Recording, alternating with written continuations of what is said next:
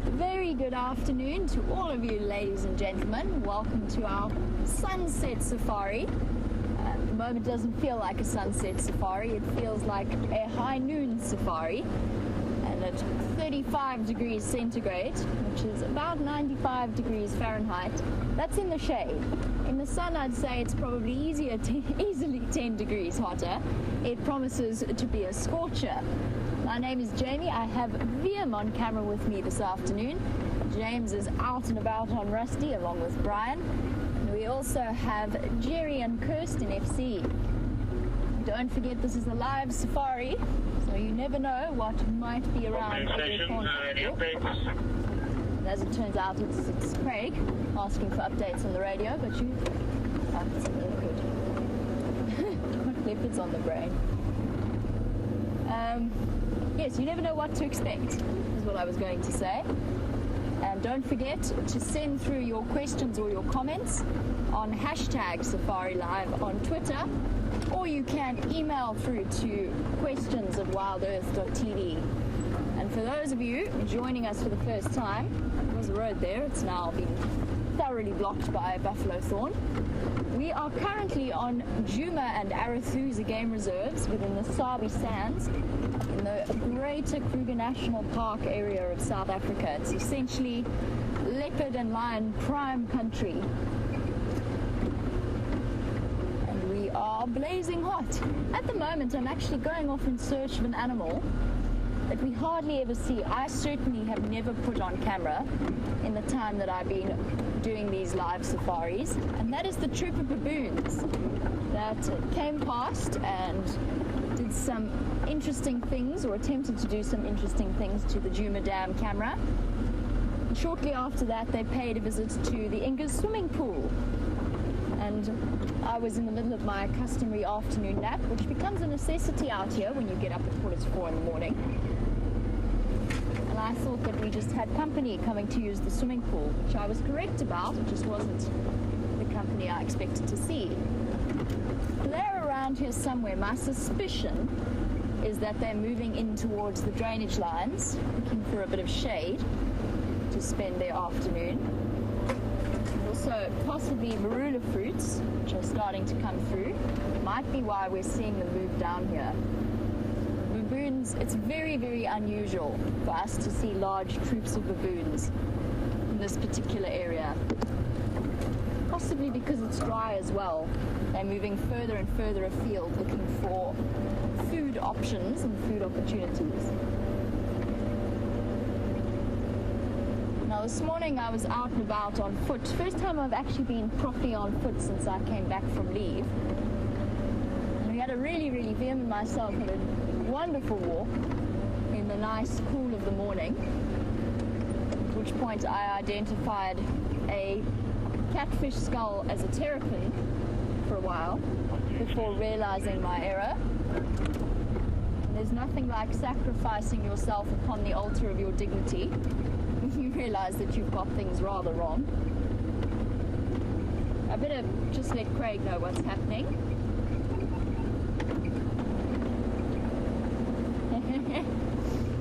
Safari Dean, you were wondering if VM was too tired to walk. I don't think so, VM.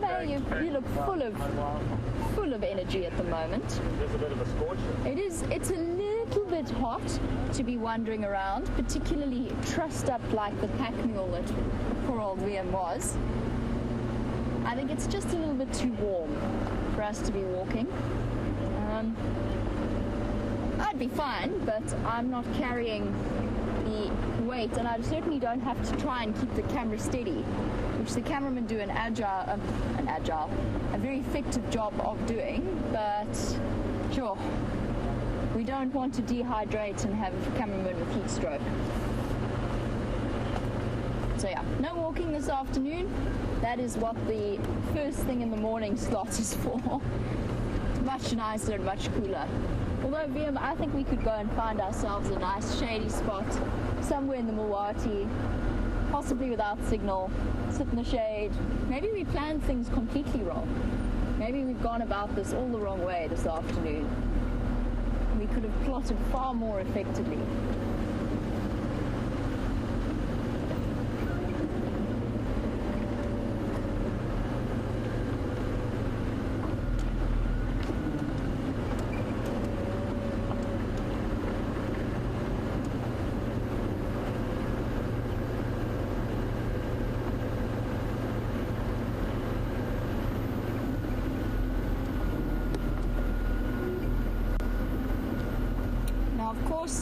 everybody's very aware of, well, I would say that most of you are aware of that poor lion that was seen in the Kruger National Park, and the lion had a very terrible snare injury, which does unfortunately occasionally happen, and that comes from bushmeat poachers, desperate people on the outskirts who've laid down snares so that they can catch antelope for food. And Annie, who's watching in Durban, you have been following the story, and you've learned, as we all have, that that lion was mercifully rescued, and they removed the snare, and obviously with the injury around its neck put a considerable amount of antibiotics and so on around that area. And you were wondering if the smell of medication or the smell of human interference would affect the way that that lion's pride accepts him. And Annie, in my experience, and I've done quite a few interventions with different animal species, the answer has been no. They're aware of it. They might give him a little bit of a sniff, but his own personal scent is still overpowering in that respect. They still know who he is, and they're intelligent enough to associate him with it. And I don't know what goes on in their heads when they smell that. Perhaps they wonder if he's been on an adventure. Maybe they just wonder if he's rolled in something unusual. But I think that the animals, particularly within Kruger, are habituated enough with the human scent to not be put off by it. My experience has been, when animals are treated for injuries, no, there isn't any kind of negative effect. And the most recent example I can think that springs to mind was a cheetah on a reserve that I was working on that had been very badly injured, and he ended up losing, he had quite a bad puncture wound to his abdomen, and he lost a testicle, and obviously he had to be operated on quite extensively with stitches and antibiotics and so on, and he was part of a coalition. And as soon as he was woken up from the anesthetic and released, he was seen a day later with his brother quite happily. So no, in my experience, they're fine. And that is a case where human intervention is called for, because the injury inflicted upon that lion was man-created, it was man-made. It was something that he would not have encountered naturally in the wild. And I know I've also told that story about the hyena that we caught on a camera trap once. Got a picture of him with a terrible snare around his neck. And we went out to try and find it, to give it medical help. Never managed to catch him, and we thought he was dead. And a year later, he emerged absolutely fine. Don't know how, the snare had obviously snapped, he'd got lucky. Hello, little boy. Little male kudu, only just starting to get his horns coming through. Doesn't even have the broad, thick neck of an adult yet. And I love antelope at this sort of age. They always give me that gangly teenage impression. Like their legs are a little bit long, scraggly facial hair, and still hanging out with Mom, who is off to the left, or probably Mom. Sure. Kudu, you're standing right in the sun. Which means that we are now sitting right in the sun. He's probably only really about a year old or so. Only just starting to get those horns coming through and starting to grow up like that. And he'll be with these females probably for another 6 months or so before he moves off on his own and then starts to form bachelor herds with other young male kudus, or older males actually, who can show him the ropes of being an adult and all the processes that that entails. And it's only when he, in a couple of years' time, that his horns will start to show those incredible twirls that we've seen on our more magnificent kudu bull specimens. And you'll be able to really compete for access to females. Wonder where those baboons went. So quiet. Sure, today's the kind of day where you want to keep moving. at all costs. And while we continue into the shade of the Milwaukee, a little bit of relief from this blazing heat, let's pop over to Mr. Henry so that he can say good afternoon to you all.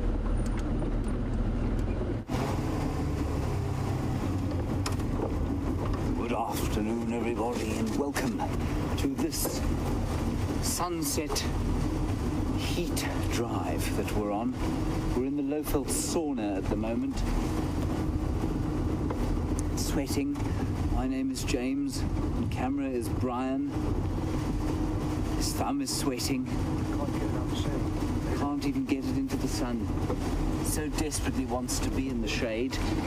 And here we are, searching the Greater Kruger National Park for signs of a male leopard. Walked into this area this morning. We had some tracks going up and down all over. And with any luck, we'll find him lurking in a very pleasant, shady piece just around the corner. Anyway, enough of the theatrics. It is a warm day, 35 degrees Celsius, 95 degrees Fahrenheit. There is a pleasant breeze blowing out of the southeast, so that's good. And we genuinely had tracks of a big male leopard who I think was probably Tingana going into this block this morning. I didn't see them coming out. Then Steph and I were going for a run earlier and we had tracks going down the western side of Quarantine. Whether they're the same male or not, I don't know. It would seem that, it would make logical sense that they were. Maybe went into this block, turned on across the power lines here and carried on down. Who knows? It's all rather confusing. Anyway, we're going to just check very carefully. You can see I'm driving to great slowness at the moment. Just trying to see if we can't spot some tracks and going across the road. Now remember, you are on a live sunset safari if you happen to have stumbled across this website, and you really should and are encouraged to talk to us. Questions at wildearth.tv on the email, or hashtag SafariLIVE on the tweet.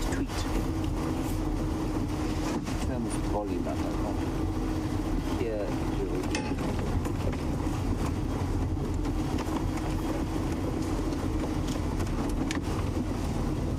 Hello, Jackson Freeze. You say you're a newbie and therefore you will keep your mouth shut for a while. Jackson Freeze, I think that is a ridiculous idea. In fact, it's the worst idea I've heard all day. If you're a newbie, you must talk to us. We will tell you things you want to know. Do not be afraid of asking things that others might know. They too were in your position at one stage. And there are no stupid questions.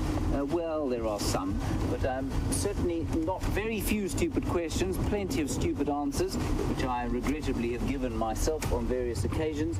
So please don't feel like there's a need for you to be silent at all. Talk to us, ask us anything you like. You can ask us about the area that we're in, you can ask us about the animals that we see, if we see any animals, of course. It's not going to be wonderful at this stage. In this heat, there will be animals at some stage, probably when it cools down a bit. Or if you want to ask us about live safaris, travel to South Africa. We had a lovely conversation today about travel to South Africa, trying to dispel some of the fears that people have.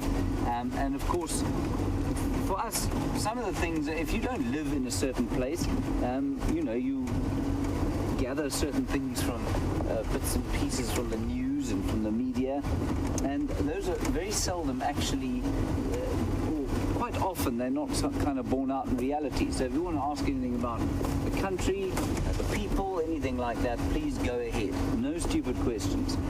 Welcome, Jackson Freeze. Good to have you along for the ride.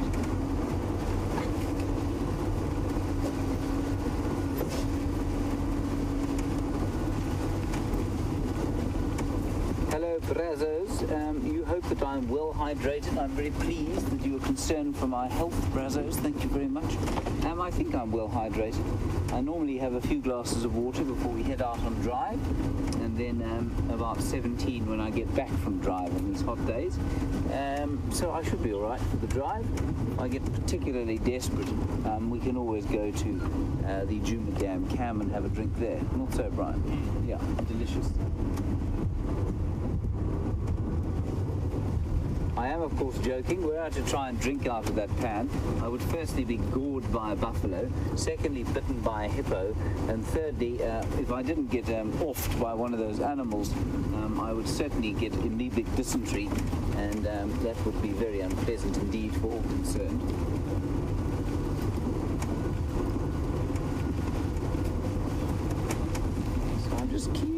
slowly along here, seeing if I can find a track or two.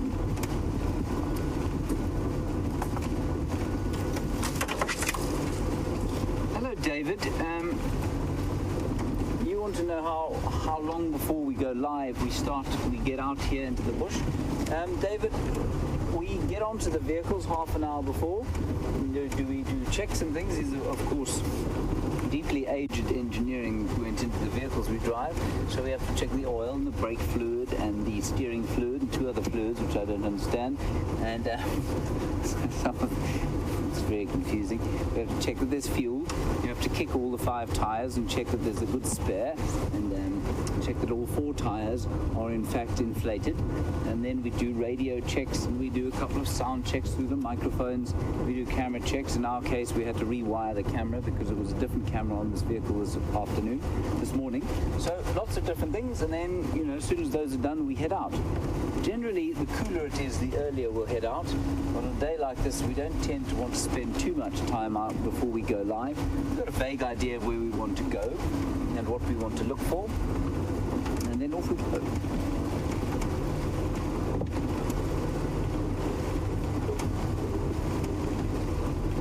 Right, let's head across to Jamie. She's got some baby impalas doing precisely what any sensible mammal in this area is doing at the moment.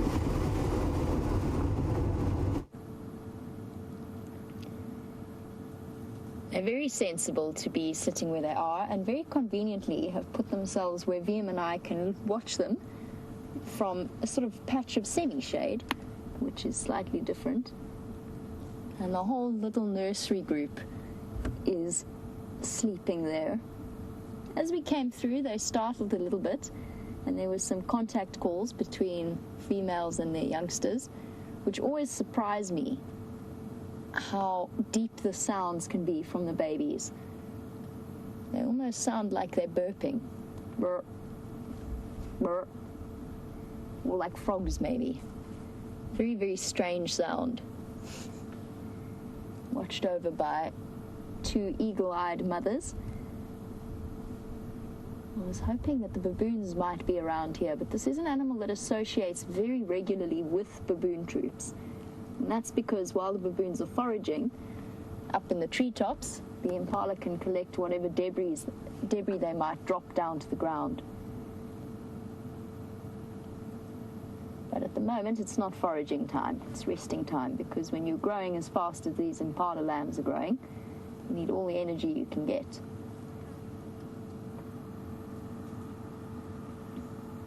Always amazes me how incredibly good looking impala lambs are. They always look so well groomed. They're not tatty at all. Smooth and sleek, just like their parents.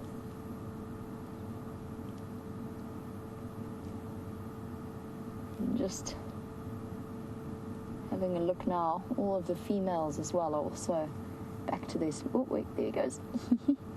Folding like one of those trestle tables as they lie down. And Mom is back to her normal sleek impala shape. And most of them waddled around for a couple of months looking incredibly uncomfortable and not quite their usual streamlined selves. And now back to normal.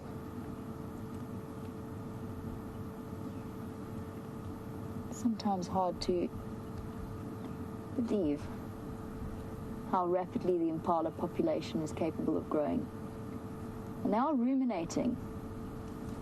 So that little one in the middle chewing away means that they're starting to survive very well on solid food. I know we were asked a little while ago as to when they start eating solids, and the answer is very soon after their birth, about a month after their birth. And they're now performing the usual adult rituals, including sitting and chewing on the cud.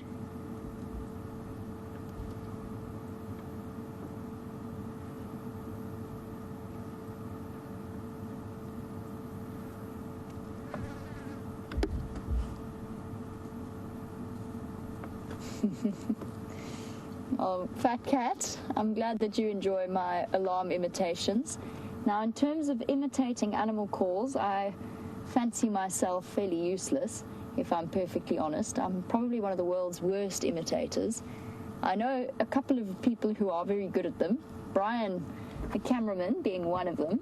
VM, I don't know what your impressions are like, but Brian is definitely very good. It only makes screeching noises.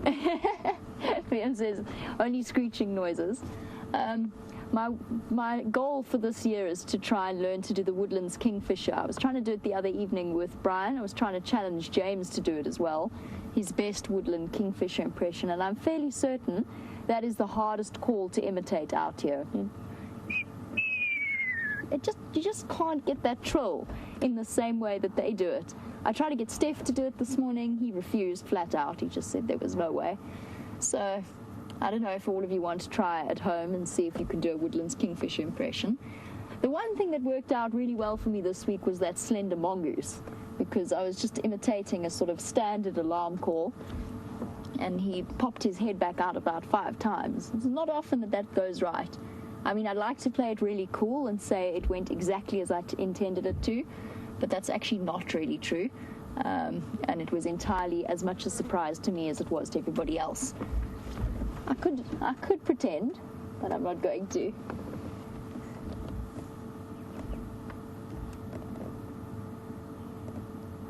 I agree, B. Wilson. They are very cute. Just sitting watching them. But it's also taught us a lot about the way that impalas behave. Oh, serious stretch there. Limbering up after the rest. And they do seem to do yoga. They stretch their backs both directions. They do downward facing dogs and whatever other yoga postures they can imitate.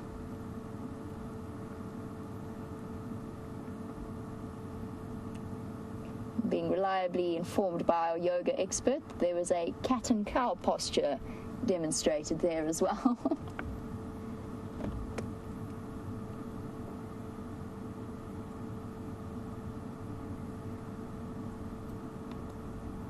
Now we've finished pretty much with the birthing season. There will be a couple of late births in the next month or so, and if they do happen, a lot of them will be around midday. And Eric, you were wondering why that is, because it's something that you've read. It's usually first thing in the morning or around midday. And the reason behind that is, what are most cats doing? Sensible cats, sensible predators. At this time of day, they are completely flat and asleep. So what that means is the new impala lambs have a couple of safe hours in which to master the coordination of their legs. And they are up within a couple of minutes, but they're not, we wouldn't describe them as sturdy. There we go, folding back up, again with that trestle table fold. But we wouldn't, yes, when they're first born, we wouldn't describe them as sturdy on their legs, so that birthing time gives them a little bit of a chance to coordinate themselves and really get an idea as to how their limbs all work together to be able to run.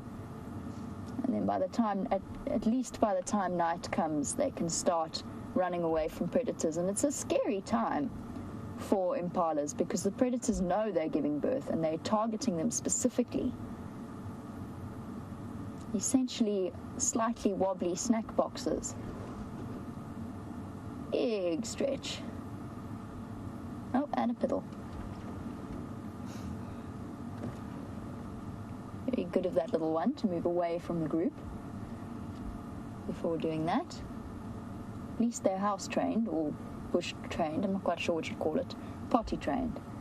Let's go with that.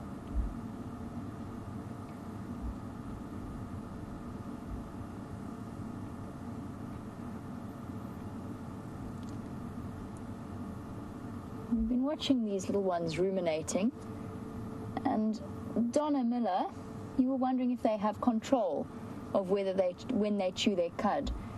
It's a question I've often thought about, and yes, Donna, I think they must do. They must choose when it's safe for them to sit down and then bring a bolus up from the pit of their first stomach and start to chew it.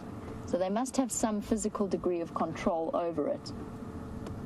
It's a process that's always fascinated me, the whole 4 different stomachs and how they control where that food goes.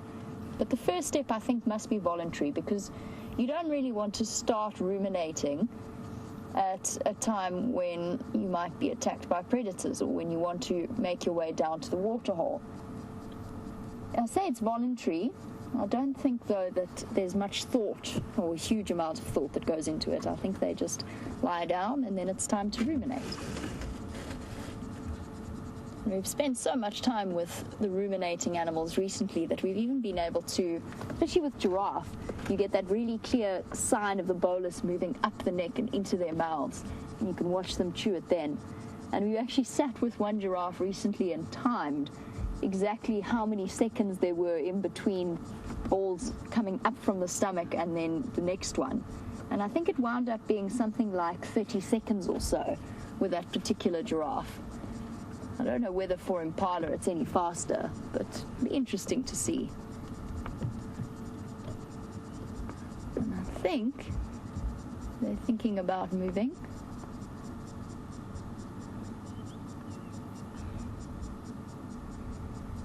And as perfect little miniatures of the adults, you'll see the metatarsal glands at the back of their legs.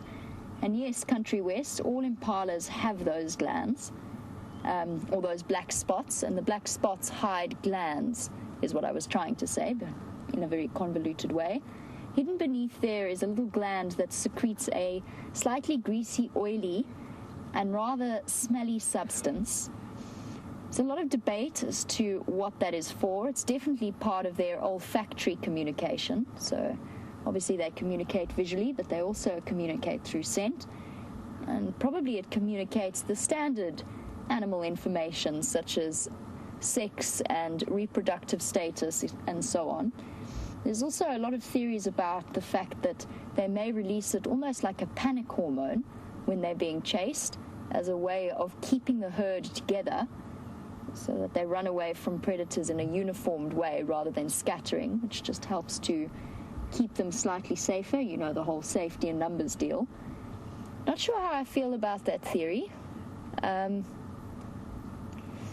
I think there's so much blind panic involved. I don't think they're necessarily following pheromone or olfactory trails, unless after the chase they use it as a way of reuniting with the rest of the herd. But it's one of those interesting things, those black glands. And the fact is, I don't think anybody really knows the exact reason as to why they have them. But that is, they all have them, and it is hidden by that black tuft of fur. Which is also interesting, of course, is to question why it's black. I don't know why. Black is usually a color that's used to highlight important parts. So with impala, they've got the black stripes down the tail, they've got the black on the back of the ears, like a lot of different species out here, and that's a way of highlighting the body parts that are most important in visual communication. So why those glands are black at the back of the leg, I really don't know. I don't have an answer. Makes them important for some reason.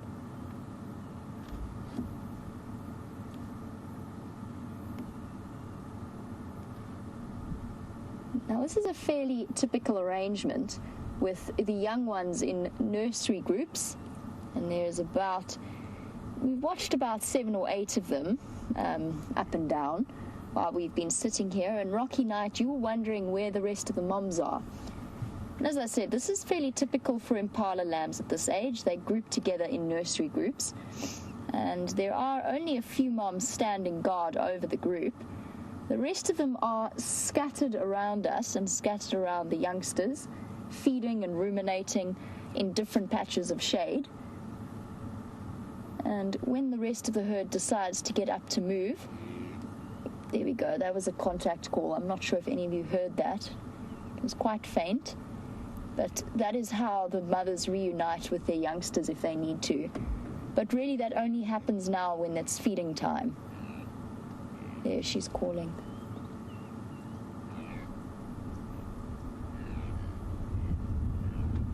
Here we go, those funny little groaning contact calls. That's exactly what it sounds like.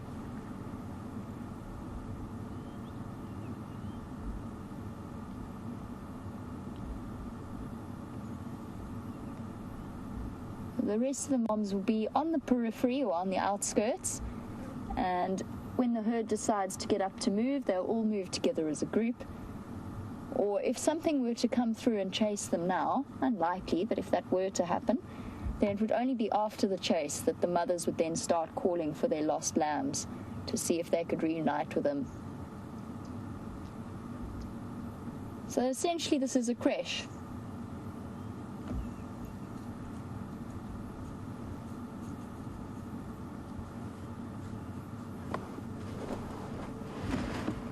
There you go, there's a female wandering through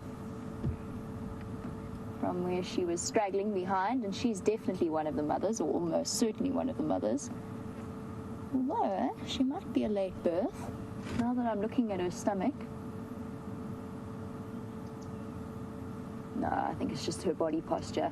But Tammy, you were wondering, when they are together like this, will all of the ewes watch the group, or will only one or two as a sort of a babysitter group? I actually don't really know.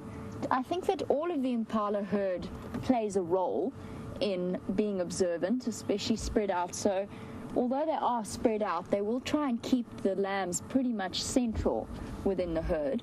And we've watched, while we've been sitting here, we've watched pretty much two of the females stand over the babies. Now, I'm not entirely sure in my own mind, and it would be pure supposition if I were to tell you this. I'm not entirely sure if that's because they're acting as babysitters, or if they are simply standing in the shade and it's a nice comfortable spot for them and they're close to their youngsters. I don't really think they necessarily have a babysitter system per se. Not in the same way that we think of when we think of, say, wild dogs, that will leave one specific pack member with the pups to watch over them.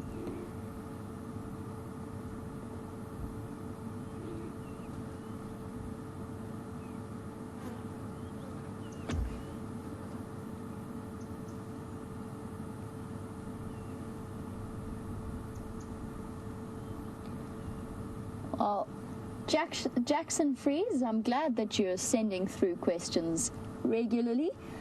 You were wondering how close we are to the impala. We're probably about just over 10 or so meters, about 15 meters, which puts us at about 45 to 50 feet, depending on what unit of measurement you're working in. And the reason they're not concerned is that they see lots of vehicles in their time. All of them within this herd will have grown up with vehicles coming and going as a fairly regular occurrence. And so they've got very used to the presence of people. If I were to drive up now, all of those babies would get up and scatter, and the herd would slowly move away from us, which is why we're probably going to leave them be. And I've been quite reluctant to drive forward on this road, letting them rest a little bit. And while we circumnavigate our wonderful impala herd, let's pop over to James and see what he's been up to.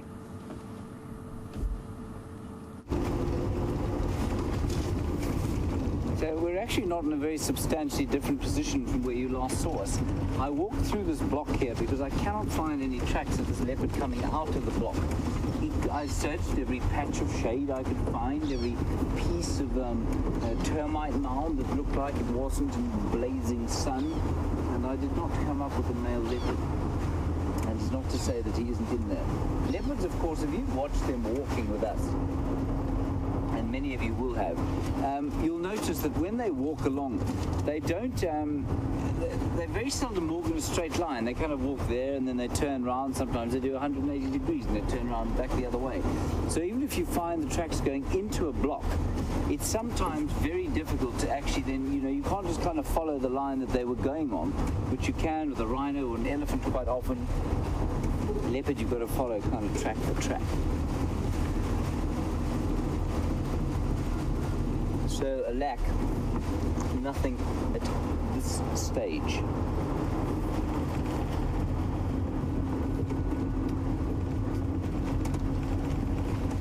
Now, a question from the greatest Twitter handle on the internet, James Hendry's fan.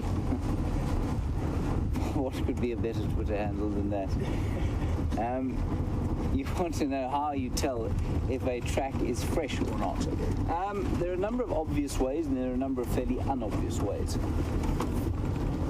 The first obvious way is to check what's walked on top of it. So, for example, if you find a leopard track in the morning and you want to know how fresh it is, you will check, for example, are there any dove tracks or bird, morning bird tracks over the top of it? If so, then obviously it wasn't from very recently, but perhaps the track is on top of something like a civet or another nocturnal animal, which means it was probably, during the course of the morning, not late at night, which is nice. The civet track is on top of the leopard track, probably a bit earlier in the night, maybe back sort of at midnight-ish.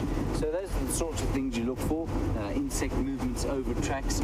Then you get to the slightly more complicated subject of wind. Has there been a wind? Now, wind, of course, especially on this beautiful sandy road like this, will disturb the track and will disturb the ridges that a track makes. And once that happens, of course, then it becomes difficult to tell the age. So there's been no wind, then you kind of guess. It's just experience. You sort of try and tell. Then there is that kind of more complicated sixth sense that goes around trying to figure out how old a track is, and it only comes with experience. It only comes with searching for tracks, watching them, following them for many years at a time. And I certainly am no fine tracker. I haven't focused on tracking at all while I've been in the bush. But some good trackers will be able to tell you just from looking at a track, its kind of freshness and age. And the other thing you've got to watch out for, of course, is the substrate. So on a sandy road like this, it's quite easy to tell because the tracks become obvious. But on a very hard or rocky surface, sometimes you might just get a scuff mark or a little sort of twisting of the dirt. And good trackers will be able to tell from that what animal it is, when it went there, and then they'll be able to find it. Steph uses a very nice expression, especially when we're perhaps walking along and you see buffalo tracks. If they're really fresh, he says these are shining. And you can sort of see what he means. They're kind of, there's just no deformation in the track if they've just been made. So, James Hendry's fan, that's basically how you figure it out. It's not very easy. And like with anything in life, the more experience you have at it, the better. I don't know what leopard we're tracking. We were tracking the male leopard that we saw the tracks of this morning around an area called Vuyatela Access. I'm assuming it's Tingana at this stage of the game because this will be in the middle of his territory. But whether or not that leopard is around, I'm not sure. I can't find any further tracks. So I don't think we're going to lurk around here for too long. We're probably going to see what else we can find. Perhaps pop down to Treehouse Dam where there's some water. See if there isn't a pig or two around there.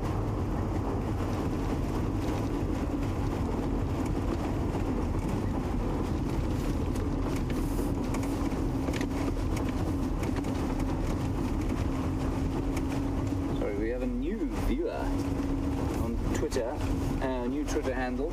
I think it's Q6. We'll wait for that again.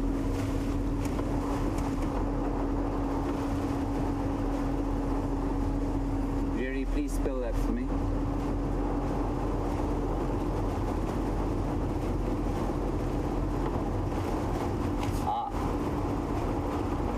C-I-U-C-I-E-K. C-I-U-C-I-C-K.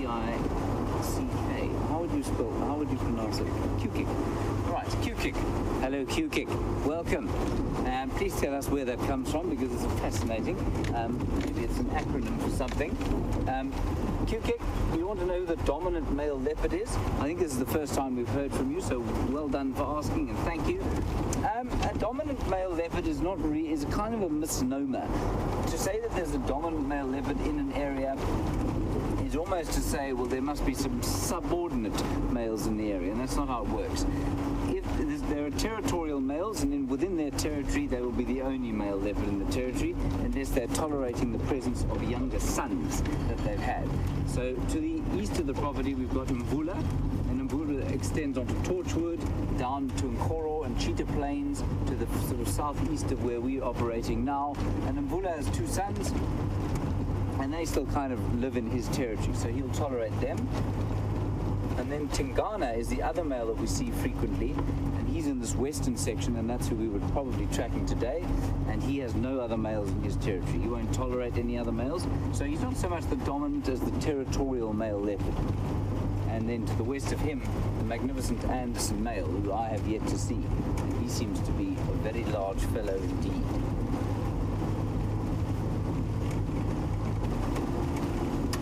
Thank you, Q-Kick. Q-Kick. Q-Kick.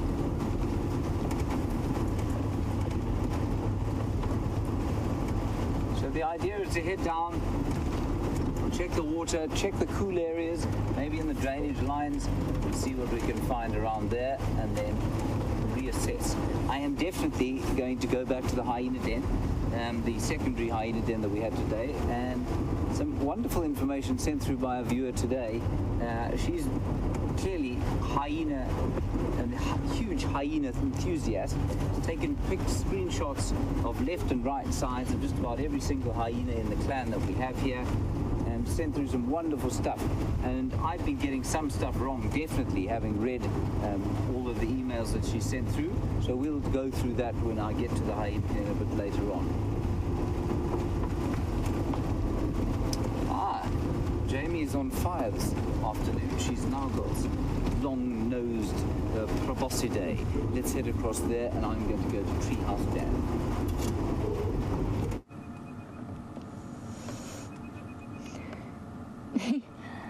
Apparently I'm on fire, which might have made our opening shot fairly strange to you all. The reason that this dung is so fresh is that the elephant herd is actually here. Well, they were.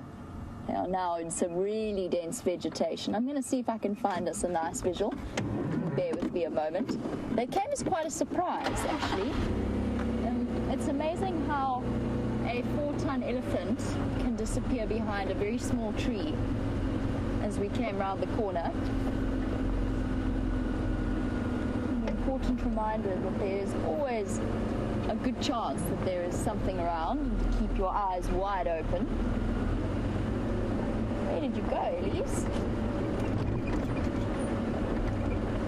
They are moving into some thick vegetation, and there is a chance that I might lose my signal in an attempt to follow them. Let me try and show you so that at least you can believe me when I say there's some elephants.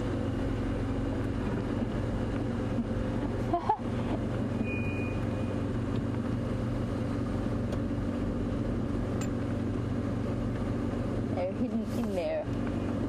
That is at present our clearest view.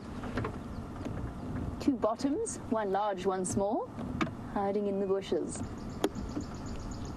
I'm going to try and sneak up a little closer on them and see if we still have signal around that corner on Nyala Road North. And while I do that, I'm going to send you back to James and catch up with you shortly.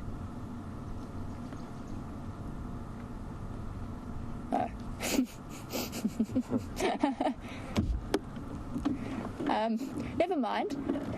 I actually don't need to. And the reason I say that is because there's elephants right there. I will drive down and show you.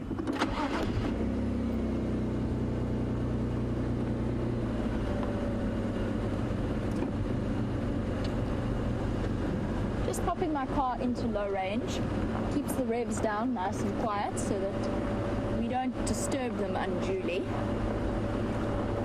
Good afternoon, ladies. How are you doing?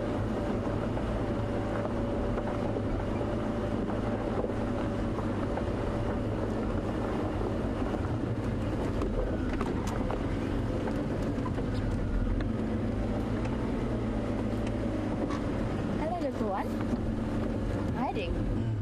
Hiding behind the weeping wattle.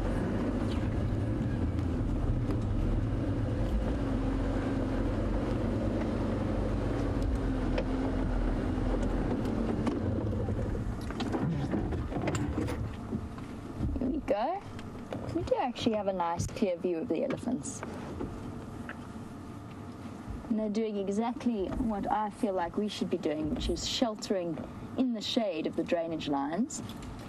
What you meant, eating? Oh, yes, also eating. When in doubt, eat.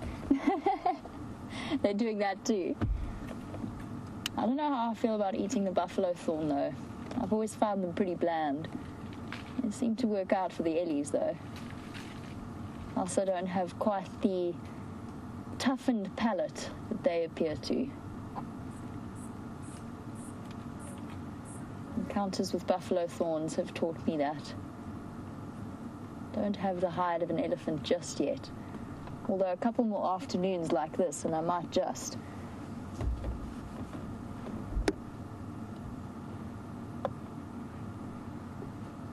You can see ears working overtime to keep those enormous bodies cool.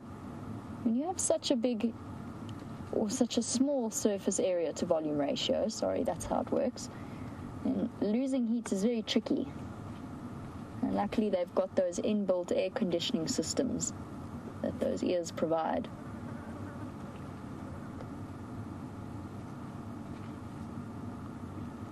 And we've chatted a lot about instinctive versus learned behavior. The way that wonderful trunk works, having watched baby elephants, is definitely at least partly instinct, but mostly learned behavior. You have to watch baby elephants to see how uncoordinated they are with their trunks. But I've never seen a baby elephant that struggles to flap its ears. That is pure instinct. Just in terms of the different ways that animals approach their growing up process. And I think as human beings, we've got an instinctive fascination with the way that animals learn versus what they know instinctively. Probably because we observe so much behavior in children. It becomes a natural extension to wonder exactly how that process works with animals. And elephants, of course, have that incredible level of intelligence that puts them on a par, at least with, in my opinion, close to some of the great apes, as well as the larger cetaceans, so the whales and the dolphins. And that's scientifically proven in certain cases. They've got nerve pathways in their brains that match up to those higher levels of thinking. So learning and instinct is all playing a role. Nature and nurture. And this little baby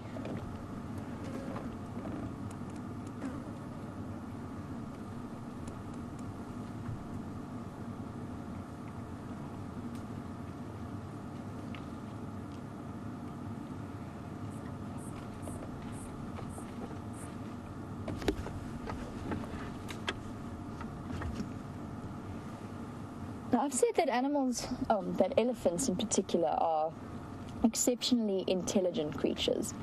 And Monique, you were watching the dam camera earlier and you saw some aggression between elephants fighting, and you were wondering if they were from different herds and not wanting to share the same waterhole, or whether it was just because they were young males fighting, and you were wondering about them being peaceful animals and how that all works. Without having been there to see the situation, I would struggle to give you a precise answer, but I can guess. One is that they were young males, possibly from the same herd or from a different herd, showing a little bit of aggression towards each other, and particularly teenage boys. I've seen them do it from the same herd as well as approach individuals from different herds as a way of practicing the skills that they need in later life. If it was properly aggressive, it does occasionally, when the teenagers are older, turn into slightly more serious scuffles, especially when they're well matched in terms of size. If it was not two males, if it was females, it might have been conflict over the waterhole. Monique, they are very clever animals. With that comes a whole range of personalities. They're peaceful creatures to the extent that they're not territorial. They will share waterholes, and in fact, a lot of the elephant herds that move through similar areas are in some way distantly related. So they know each other in much the same way families might, or distant families, might know each other and meet up on occasion. And you'll watch them when they come together. They'll go and have the whole herd will meet together. Sometimes they're a bit unsettled, and they'll go and sniff the temporal glands of the other elephants. I've seen young males race to meet other elephant herds, clearly knowing the other young males within that herd. So it's almost like a little boy running to greet his friends from a different family group. And that they definitely do. That being said, they're peaceful and they have that whole approach, but they are wild animals, and things happen in their lives that we don't necessarily know the reasons behind. And we know that elephants have shown misplaced aggression at times. They do occasionally have very serious arguments, particularly big males fighting over females in estrus. Those can be very dangerous and sometimes deadly. So they're not necessarily just peaceful animals. They're wild animals. And they have their own little quirks and personalities that come with that. And something might have happened between those two elephants that caused more serious aggression and conflict. And occasionally you hear of things like that very rare situation where the elephant killed the buffalo or gored the buffalo. We've heard of elephants killing rhinoceros before. It does happen. A lot of that can be explained through knowing a bit about the background to the elephants.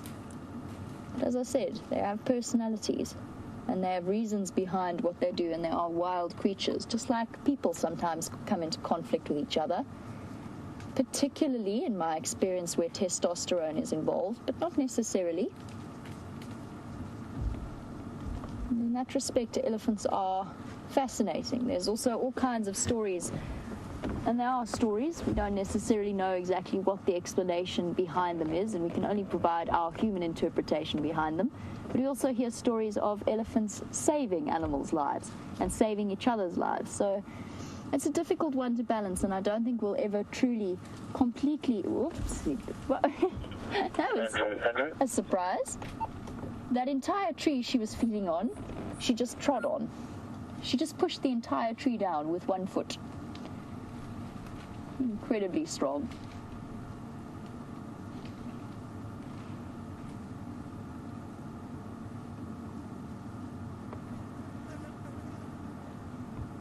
There you go, there's another individual moving into the drainage line.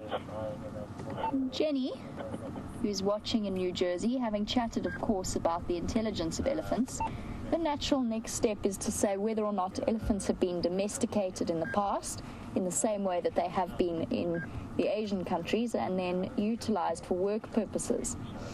To the best of my knowledge, there's no traditional use of elephants that I can think of. They have obviously been hunted as a resource, and that you'll find throughout, will have been the history of elephants and their relatives throughout the world.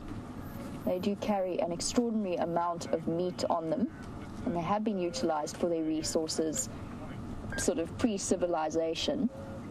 But as far as I can think of, there hasn't been any kind of example of domesticating them and training them to be used as a workforce. It's only in recent years that there are certain places that now offer themselves as sanctuaries where people could go and ride on elephants through the bush. So they are utilized in certain areas in Africa for that purpose. That is something that is now strictly under control in terms of taking elephants out of the wild to train them for that purpose. And generally, they are elephants that have been rescued from more nefarious organizations in the past. In my opinion, of course, I've made fairly well known in terms of what I think about animals being used for domesticating purposes.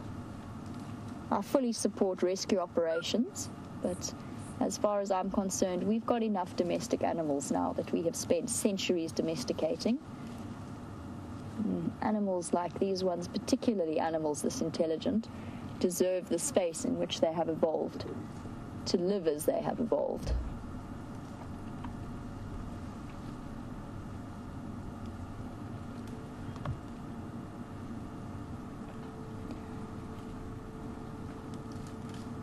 We've got a wonderful question that's come through from Olive, who is 5 years old. Olive, you wanted to know if elephants are afraid of any animals. And Olive, they're a perfect example of just going to show that sometimes being the biggest one out there doesn't necessarily mean that you're not afraid.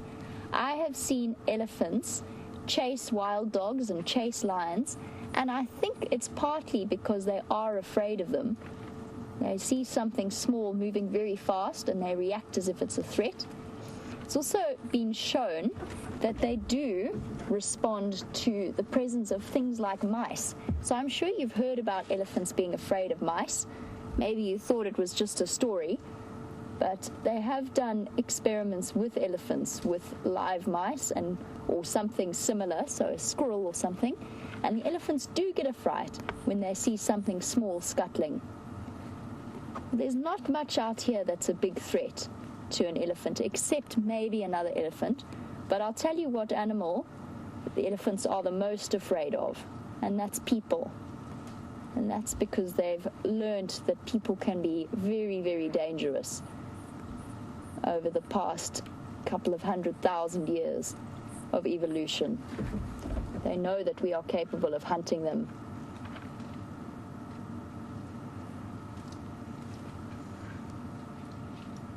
Well, one thing I've never seen an elephant be frightened of is a bird, and I believe that James has one to show you. Oh, that's a big male. And everybody, the heat is playing out precisely the way I thought it would. Not an enormous amount in the way of mammals there, however, is a Birchall starling with the super zoom extremely oh, well done, Brian. Very lovely super zoom in there. The Birchall starling shining, iridescent purple, navy blue and black with a tinge of green in this, the not yet setting afternoon sun of the Greater Kruger National Park. Now that, of course, is one of 3 glossy starling species we get. We get 2 others, one called the Cape glossy starling, the other called the Greater blue-eared glossy starling. And there's a bull arriving at the breeding herd of elephants. As this starling leaves, let's go back across to Jamie and her elephants. We'll see you shortly.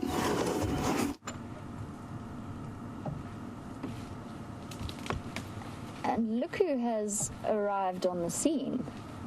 A very big, very impressive bull.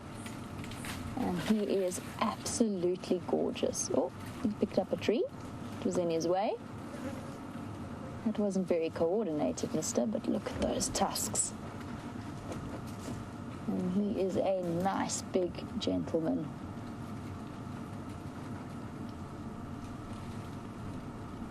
Beautiful, long, slightly asymmetrical, but an impressive set. His size difference is, compared to the females, is absolutely pronounced. That cow that we were looking at is not a small girl, but he is easily a meter taller than her, and at least a ton heavier, if not probably 2 tons heavier. He really is a special and very beautiful boy. The little ones he approached completely calmly. Sometimes when bulls are harassing herds, you see considerable fear from youngsters of that size, because he will push them around in order to have access to the females. But he is not in must, and he approached them very carefully. The female immediately showed subservient behavior. And that's one of the reasons why, although elephant herds are matriarchal, they're not truly 100% matriarchal in the fullest sense of the word. The females will always be subservient to the males if they join them in the herd, just because they are so much bigger than them, particularly large bulls like that individual. And we chatted a bit about whether or not a herd can make a male go away.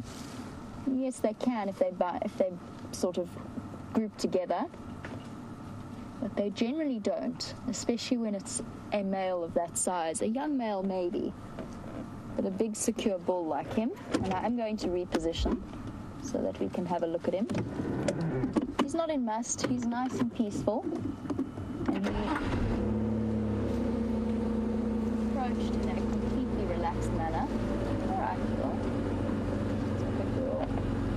Is he unsettling you?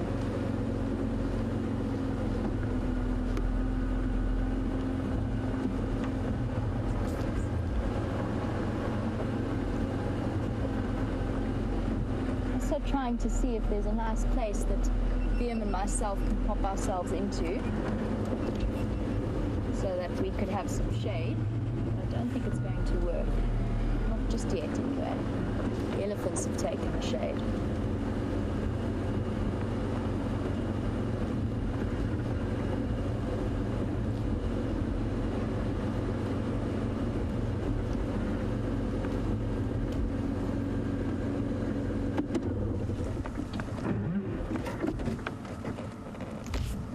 Hello, boy. Hello, big boy. Am I a little bit in your way, or are you happy? Just watching his body language carefully. I am ever so slightly in his path. I just wanted to see if he still wants to feed, or if he wants to come past us. You can read a lot from their body language. Sometimes they do what's known as displacement feeding, but he is just very calmly feeding. And Jean, you've seen a video, having chatted a bit about the intelligence of these creatures. You've seen a video of an elephant using a stick and using it to scratch an itch that it couldn't quite reach. And they are incredibly bright, and I have no doubt that there are individuals who have learned to coordinate and use tools. And this beautiful old bull, I say old, he's not old, he's in the prime of his life, is probably one of them. There's so much in the way of learned behavior. And at the moment, I wish I had a stick to scratch the itchy bites that the flies have inflicted while we've been sitting here. And you'll notice I'm keeping my voice down ever so slightly, just because I want to not disturb him in any way. He looks like he's got very good manners, but it's important in the same breath to have good manners when you approach elephants of this size as well, or just any elephants or any animals.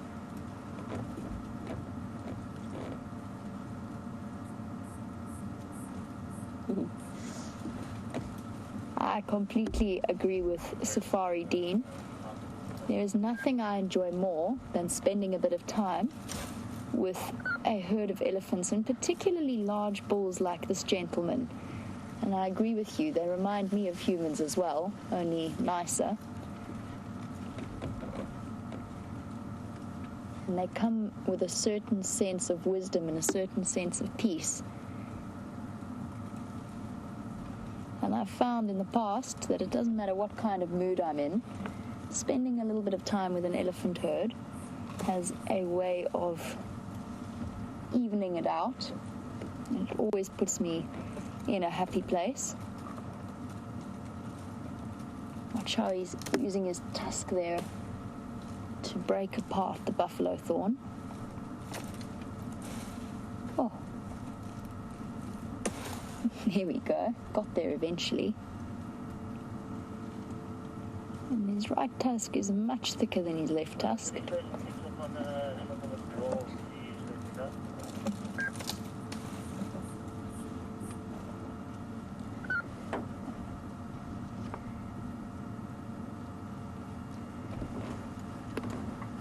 Now, those big thick tusks and his wonderful overall impression of his shape is what clearly denotes him as a bull. But Country West, you have a very good point that when you see elephants, particularly if you're not in the habit of looking at elephants all that frequently, it can be difficult to tell the difference between males and females until you see them stand next to each other and the size difference becomes so apparent. Now, my suggestion to you as well would be to look at their foreheads. Elephant bulls, mature elephant bulls, even if they don't have as big a set of tusks as this gentleman has, have much rounder and much broader foreheads than the females do, particularly in profile. Hello, boy. You are beautiful. Thank you. Did you turn your head nicely for us? Thank you.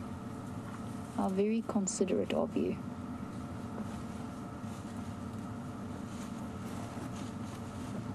Absolutely stunning male. It is such a privilege to get to spend time with a group like this. Not often that we do get to see a male of this size.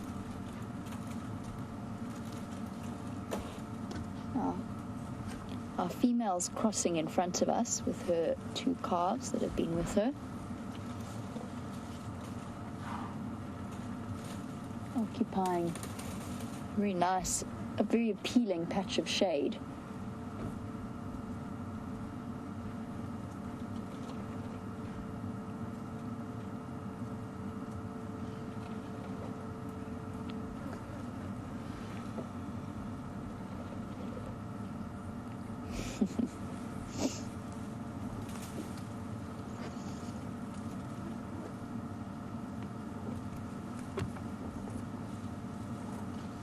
And their trunks are incredible, Monique, just watching the way that he's using his. And Monique, you were saying they are like great spiritual leaders. And there is certainly an inner peace about them, particularly big bulls like this. They feel completely secure in themselves. And you were wondering about what would cause the difference in tusks. Elephants are left and right-handed for the most part, much like people. And generally their tusks grow thicker on one side than the other. Occasionally you get an elephant with perfectly symmetrical tusks, but it doesn't often happen. And in this case, I think that this elephant has used his right tusk more than he has his left. His left is slightly thinner, but also slightly longer and more pointed, whereas the tip of the right one is ever so slightly rounded. So it's a combination of natural growth as well as the way that the elephant uses his tusks. Hello, boy. You are beautiful. And he is making seriously short work of that buffalo thorn, a tree that at the moment is very popular amongst the different animals. Not least amongst those is the giraffe, which I believe James has to show you.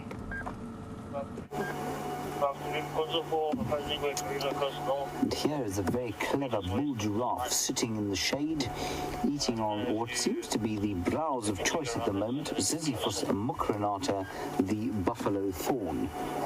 Very thorny, very tasty. And he's a beautiful bull. He's quite dark in colour, and many will tell you that's because it's, it indicates that he's old. That is not in fact the case. Their colour varies in much the same way that our hair varies colour, I think.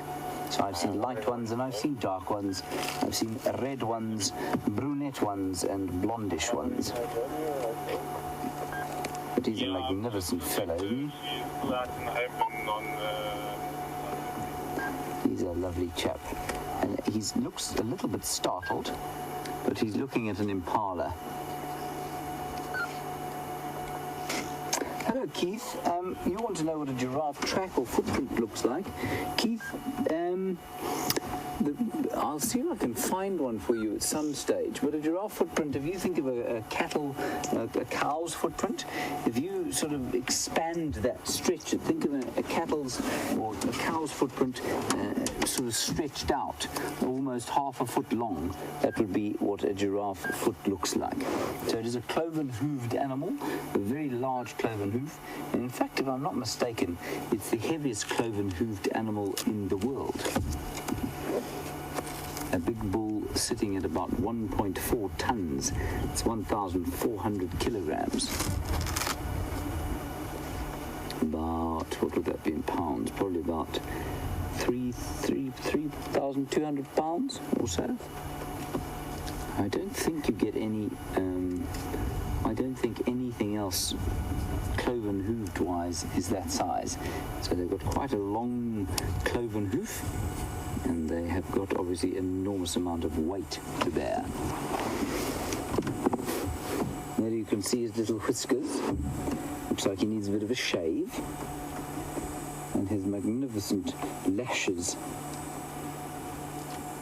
which he needs, of course.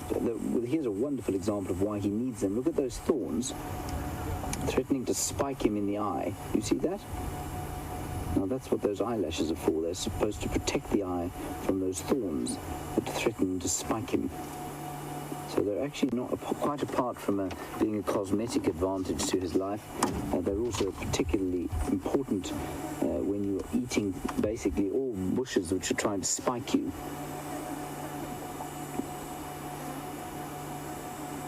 Look at this incredible picture of his face.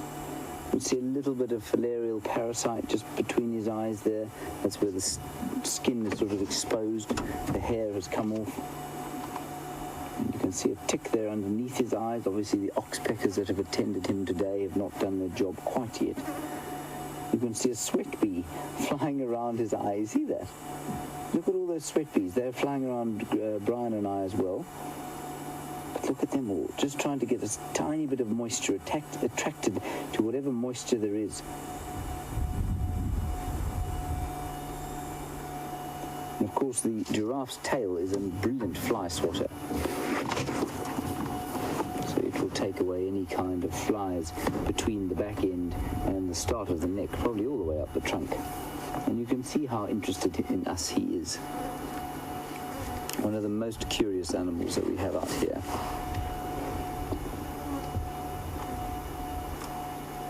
Apparently he's drooling. Oh, he is drooling. That is astonishingly beautiful. Isn't that wonderful? I wonder why he's drooling. I suspect because he's been eating. And drooling in the ruminants is often indicative, I suppose, of rumination, and they do need to drink sometimes. Most of the ruminants need to drink because water is used in the rumination process. But I'm interested, the giraffe are not water dependent normally, and so to be losing water through drooling seems like a particularly silly idea. You can see that he's lying below us. You can maybe see from the angle of the camera that he's not lying, he's sitting below us.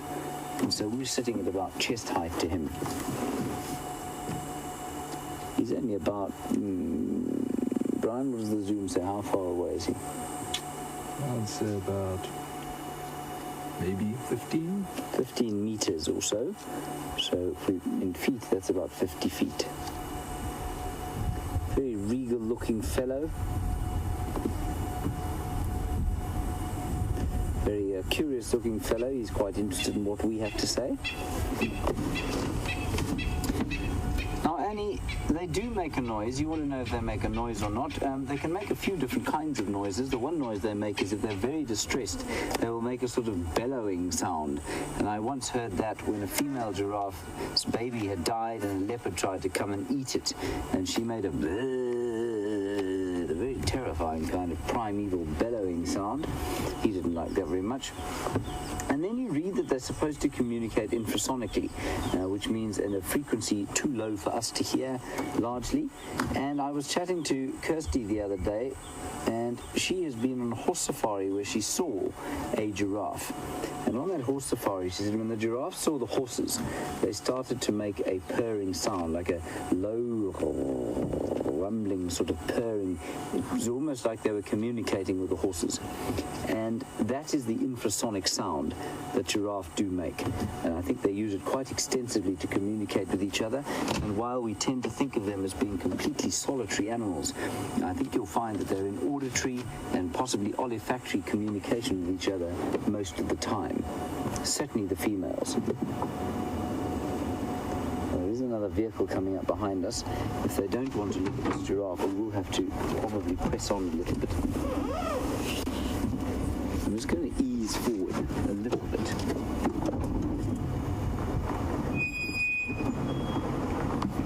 And Monique, you're in London and you want to know what colour his tongue is.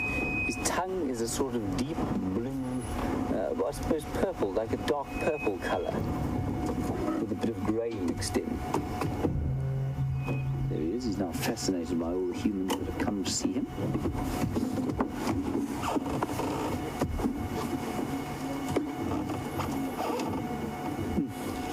He really is a stunning fellow.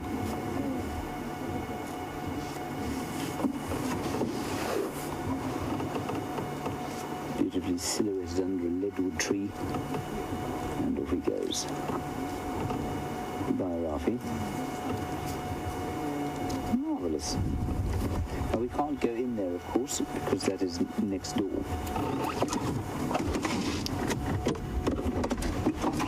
Now, Cindy, nice one. You want to know if camels have cloven hooves? They do have cloven hooves, although hoof is quite a strong word for a camel. It doesn't. It's not very hard, I don't think. I know very little about camels. I've seen sort of camel riding spots, and one or two in the zoo.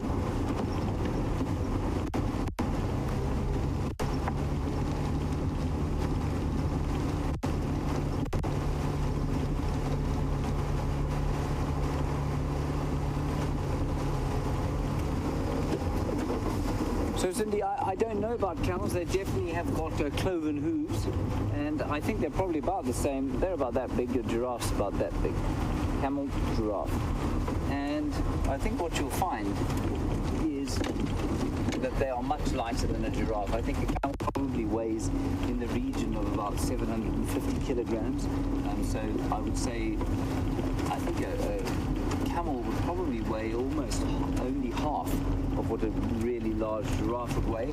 I really don't know if that is the case though, so perhaps have a look, have a googly at it, see what you think. And camels, of course, not common in this area, completely absent from this area.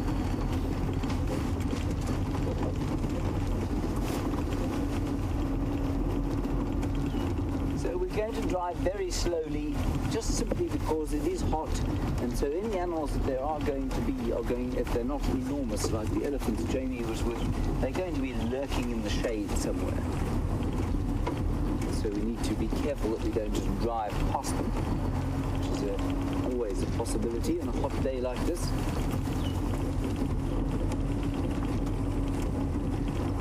I've got a woodland kingfishers out, obviously all the time, regardless of the weather.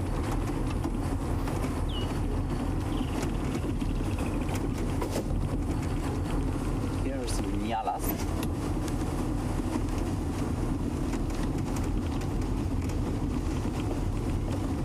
Some nyala cows.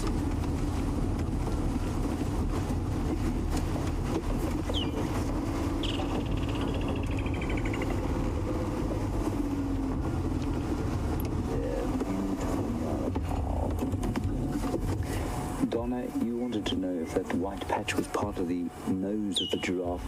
No, it's a filarial parasite that eats away the hair, and it could also be an injury from fighting. But no, it's on the nasal passage, certainly, but not part of the nose.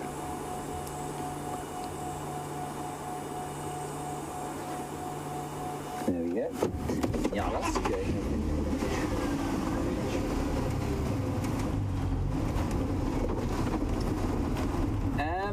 Eric,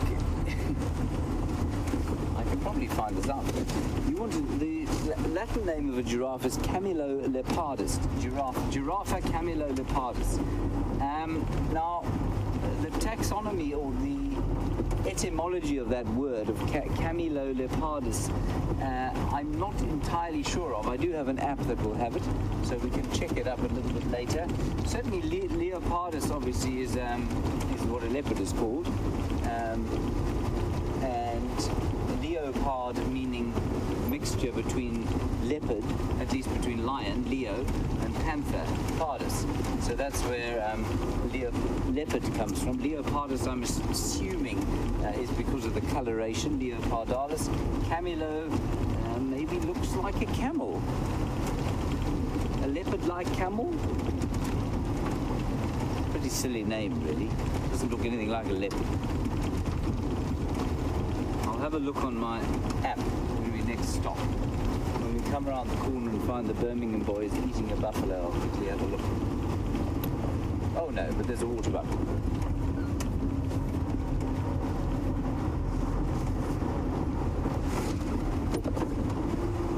Hiding water, but don't hide, water buck.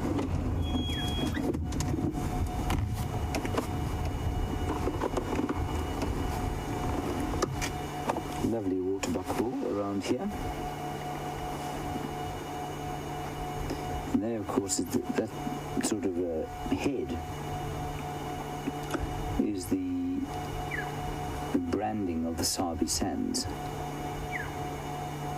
A kudu, not a kudu, a waterbuck.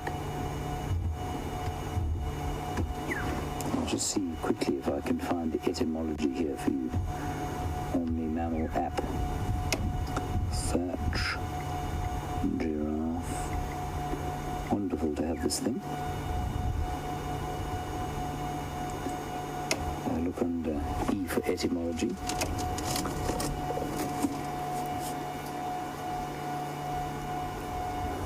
So, Tim, you want to see the giraffe and buffalo staring contest? I think you'd find the giraffe would absolutely walk that one simply because they're a lot more interested in everything going around them than the buffalo are. So, giraffe itself comes from an Arabic word zarafa, we think, which was probably also borrowed from an African language, meaning fast water, apparently, walker. So that's where that comes from. Then,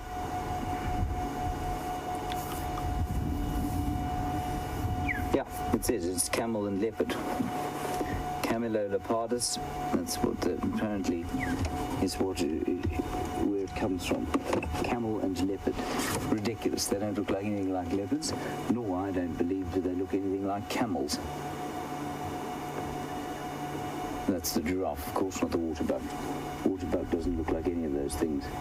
We were driving along, I forget exactly who it was, and we came across some waterbuck, and somebody said, llamas. And that made me laugh a great deal. That one doesn't look like a llama, but if you find a herd of females together, they do look a little bit like llamas. Very funny.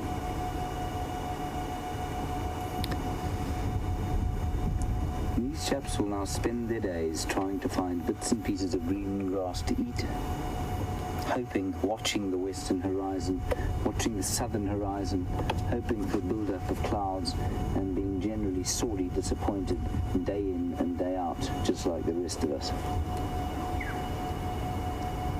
For while that is a beautiful sky if you happen to be holidaying at the beach after 3 months of no decent rain, it is something of a, well, it's kind of ominous, really. How do you feel when you see it, Brian? Forlorn. It is a bit forlorn, yeah. And Tim, you say that the waterbuck should probably be in on the staring contest as well. Yeah, he's done very well, hasn't he? Probably just too thirsty to move.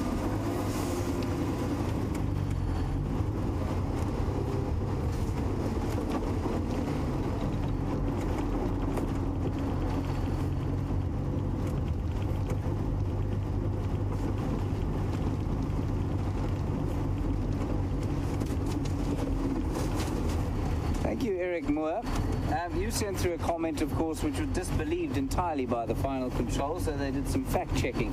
And Eric, you will have to excuse them for not believing the comment that you've made, because it is so outrageously outlandish, but it's wonderful. Apparently there is a law in the state of Atlanta that you may not tie a giraffe to a lamppost. That is an existing law in the state of Atlanta. I would love to meet the imbecile that thought that was a good idea. I mean, I'm speechless. Giraffe not native, of course, to the state of Atlanta, indeed not the entire continental United States. That is really magnificent. Thank you very much for that, Eric. That is the best thing I've heard all day. I shall use that next time I'm at a dinner party and required to start a conversation. I shall say, do you know that in Atlanta you may not tie a giraffe to a street lamp?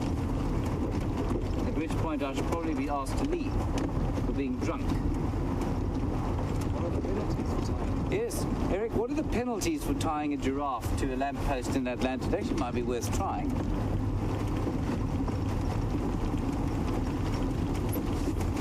Here's a young male impala.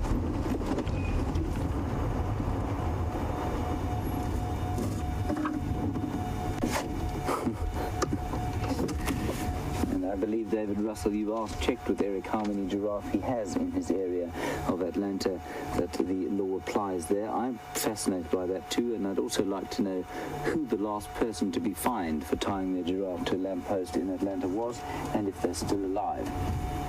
And then I'd like, Eric, if that person is still alive, you to get hold of them and congratulate them thoroughly on breaking a seemingly completely unbreakable law.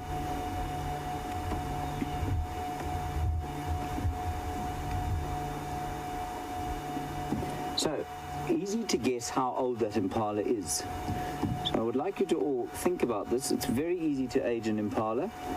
Think about why it would be easy to age him, and look at his horns and tell me how old you think that Impala is. To within a month. In fact, you can give it to within 2 weeks almost. It's very simple. Right, so young male Impala. You saw his horns. See if you can tell me how old you think he is. Hashtag SafariLIVE, questions at WildEarth.tv. Alternatively, if you have any other laws in whatever state or country you happen to live in, perhaps you're not allowed to keep the mongoose with the biscuits, or perhaps you are not allowed to walk a lion in a public area, something like that. Let us know. We'd be fascinated to know.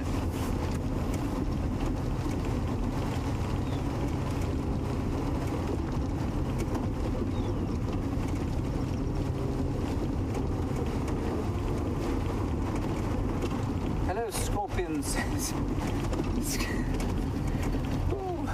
Hello, Scorpion 73. Wonderful Twitter handle. Scorpion 73. I don't know how fast an Impala can run. The answer is very fast. Faster than Brent Leo Smith. Faster than me. Well, obviously, Brent Leo Smith can run faster than me. Faster than Usain Bolt. Probably about 40 miles an hour, 60 kilometers per hour, roughly around that speed, I would say. Maybe even faster, maybe even up to 70. Now, I asked a query this morning, and to which there were either no responses or we went off air too soon. I said, how fast can a man who can run the 100 meters in 10 seconds run? Now, of course, this takes many of you back to the terror of high school, junior school mathematics, and so you're probably having to fan yourselves in the face or grab a cold glass of water to calm down. I should give you the answer, because clearly nobody found that particularly interesting quiz that I handed out this morning. Usain Bolt runs the 100 meters on a slow day in 10 seconds. Now, he's obviously quite a lot faster than most of us, and he can run consistently over 100 meters at 36 kilometers per hour. Now, that in miles is probably around about 20 miles per hour. Not very quick in comparison with just about any animal out here. So we were asked about how fast a hippo can run. Now, a hippo will probably hit 50 to 60 kilometers per hour, and that's almost double the speed of Usain Bolt.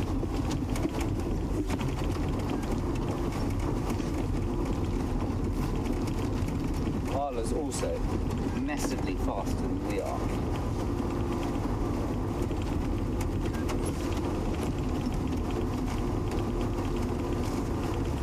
Of course, what an imbecile I've been. Sorry, book lover. I now feel I've got a horrible kind of toe-curling feeling because, of course, Atlanta is a city in the state of Georgia.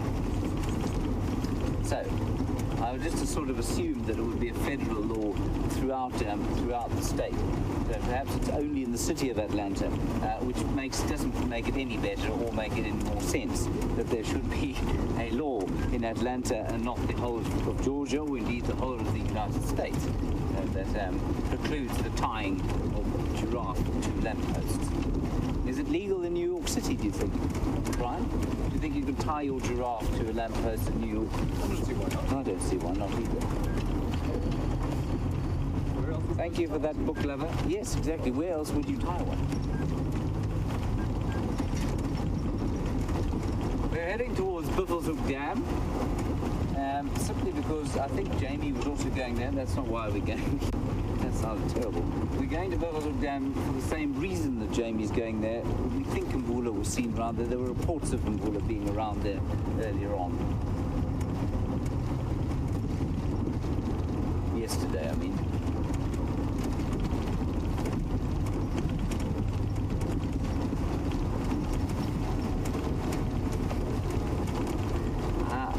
I'm now not going to know if anybody is, if somebody's pulling my leg or not. Rubalo Upson in Chicago, you say it's illegal to take a lion to the movies in Chicago. Great. Fair enough, really.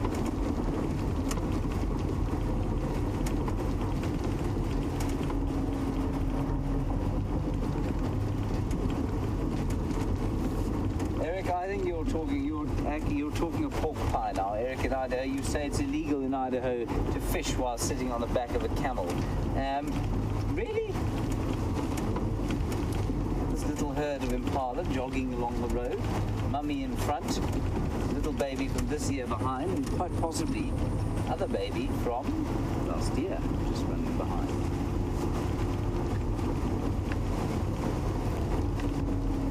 They're just practicing some show jumping there. Very good. It's very important to practice your show jumping when you live out here in Impala.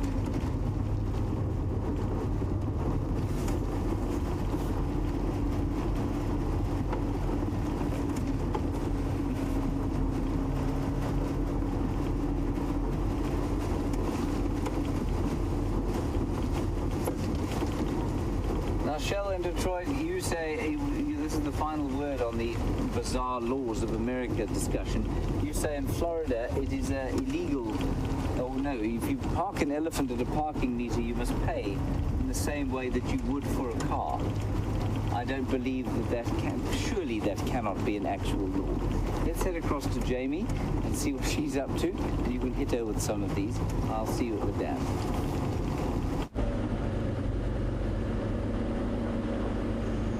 I've been desperately trying to transport myself back to first year law, back a very long time ago. There was a time when I used to know all kinds of weird laws that have yet to be repealed. Somebody's never bothered to repeal them. I used to know so many. The only one I can think of is killing someone with a crossbow on a certain day of the week. But I used to know a whole load of them.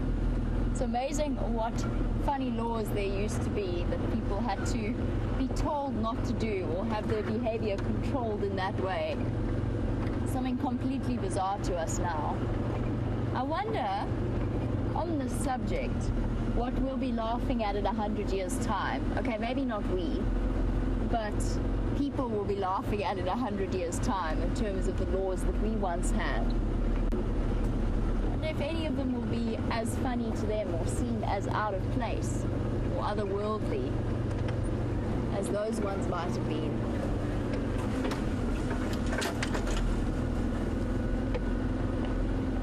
Now, yesterday evening,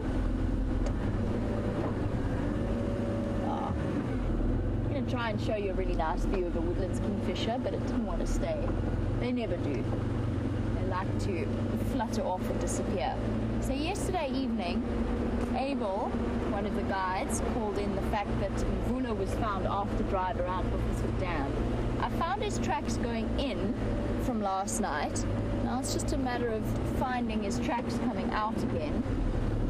So I'm checking the way he came first, just because with leopards you never know. He might have had a kill somewhere and he came looking for water at Buffelshoek Dam before heading back.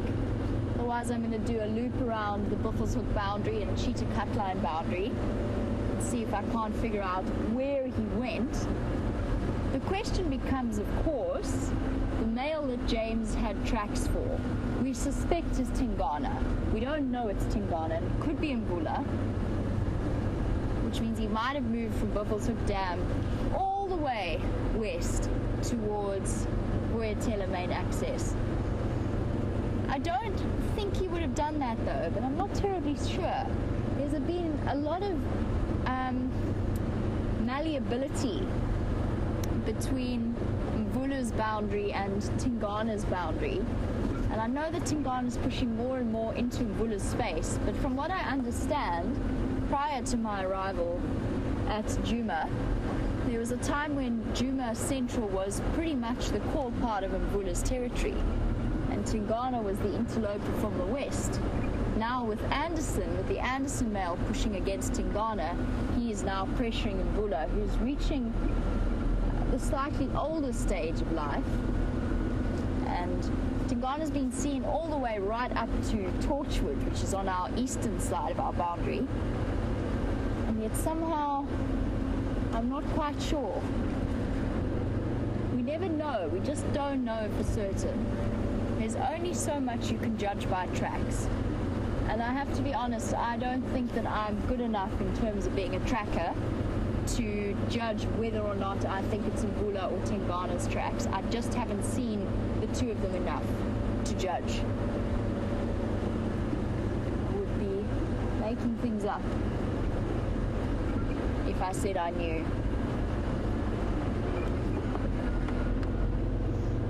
Let's go and check around the eastern boundary, see if we can't spot him popping out there. Just to let you know what happened with our... Oh, cute. Please stay, please stay, please stay, please stay. Cute.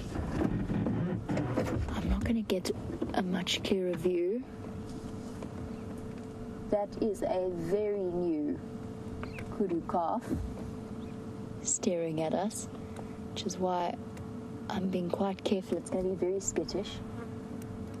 Look how tiny that is. It's the size of a baby Nyala. I've seen a lot of very pregnant female kudus recently, but this is the first young calf I've seen. This is their peak breeding time, or their peak birthing time. Oh, but you're adorable. Should pop out on the other side of the termite mound, but I think that's the smallest kudu I've seen this year.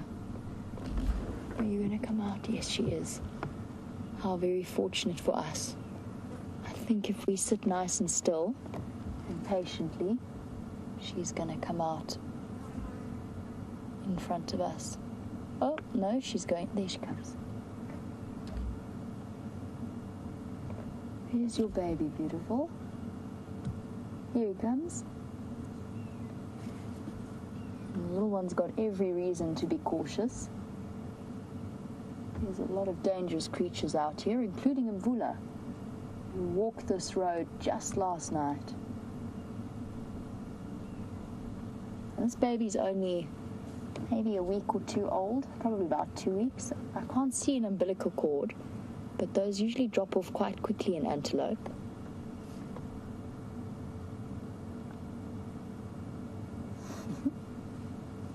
Skipping to catch up with Mom. Okay, can I join? Look how tiny that little one is. Could fit under Mom's stomach fairly easily. Still a little bit bow-legged, look. The back legs are... Oh, no, baby, wrong way. Wrong way, silly. Hit your ear.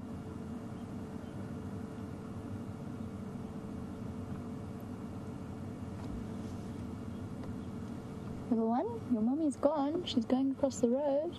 There we go. It's okay, I can come out. And Scorpion 73, as this little one crosses in front. You've mentioned how cool you find their stripes. They are awesome. Look at the little one. Such a perfect little miniature of Mom. Seems to be baby season. It is baby season. But yes, those stripes are amazing. I described a male earlier that I thought it almost looked like somebody had drawn a line of white paint down its back that had then dripped wet stripes down the sides, if that makes sense. That's what it looks like to me. But they do actually form quite an important service to the antelope, and that's known as a way of breaking up the outline. So those white stripes just disrupt the outline of the kudu ever so slightly so that it becomes less clear exactly where the animal starts and ends. And the little one's moving off. Cute. baby kudu I've seen on a live safari, and maybe some of the viewers who've been watching for extended period of time have seen smaller ones, but that one is very, very new. And we were lucky to see it.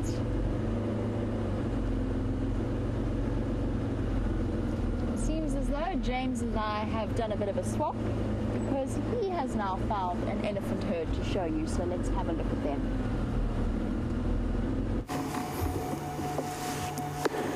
Merciful heavens, there is an elephant, everybody.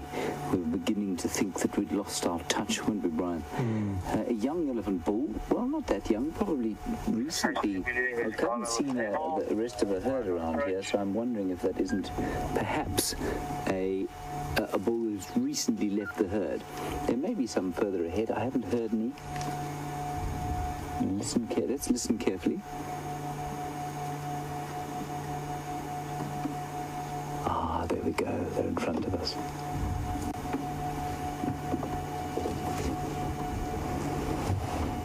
So quiet.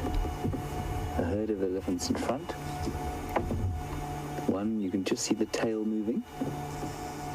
There's another one just through here, Brian. You might just be able to pick up a tusk.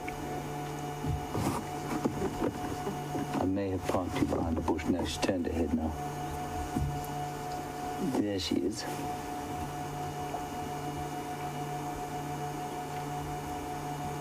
So this bull, like the one we saw this morning, we had a view of a bull elephant that was a young bull who was not sort of in favor with the herd. He wanted to be away from them.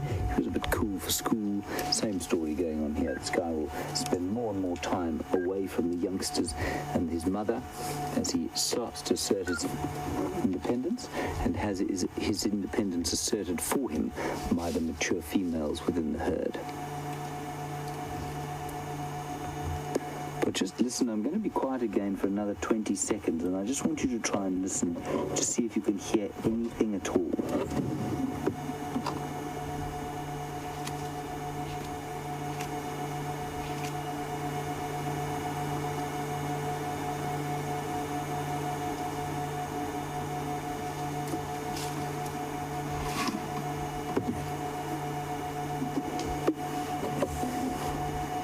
Almost completely silent. No birds calling. It's because of the heat. These elephants are almost completely silent. And you may just have heard at the end of that little 20-second period that elephant shaking his head at us. Young bull, just testing himself. Let's sneak slowly forward along the road here.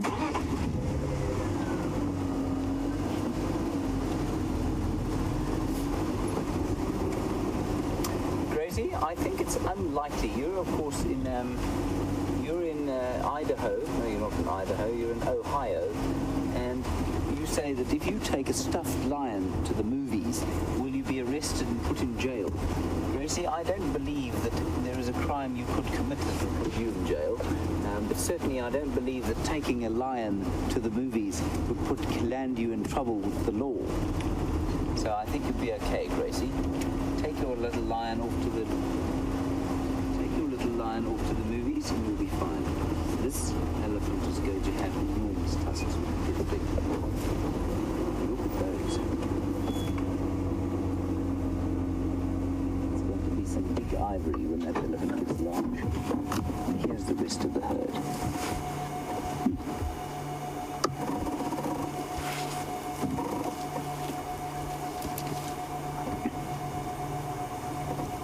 They're just rumbling, a little bit like the giraffe would.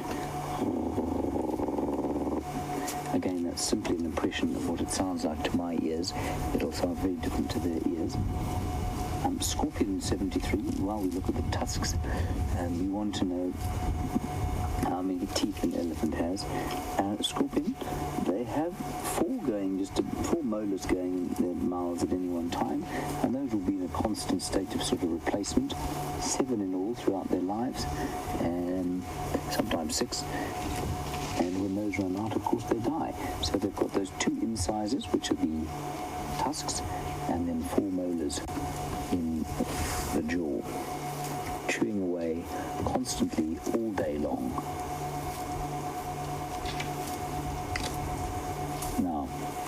Here comes a big cow across the road.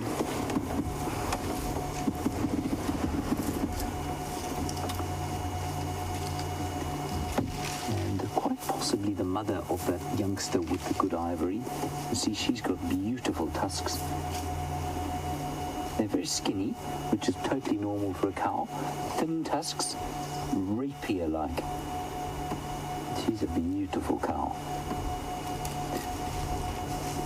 I always feel a little bit sort of odd saying beautiful cow, just because, of course, cow often has a derogatory sense around it. They're all flapping their ears because it's so hot.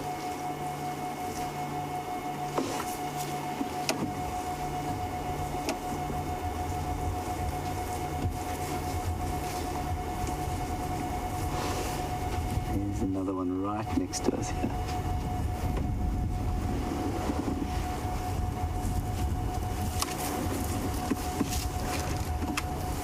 He's looking at us. Michael, you want to know, you're on YouTube, and you want to know if an elephant looks at you straight on or from the side.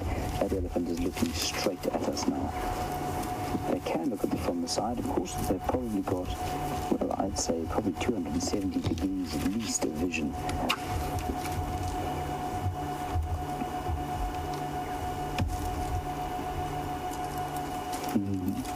Isn't it great?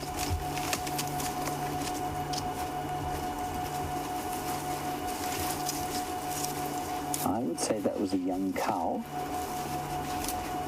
Difficult to age them or sex them at that age, but you can see she's got a very, very square forehead. And that's quite typical of the females. And the youngster behind her, if you look at him, I think he's a young bull. Look how round his forehead is.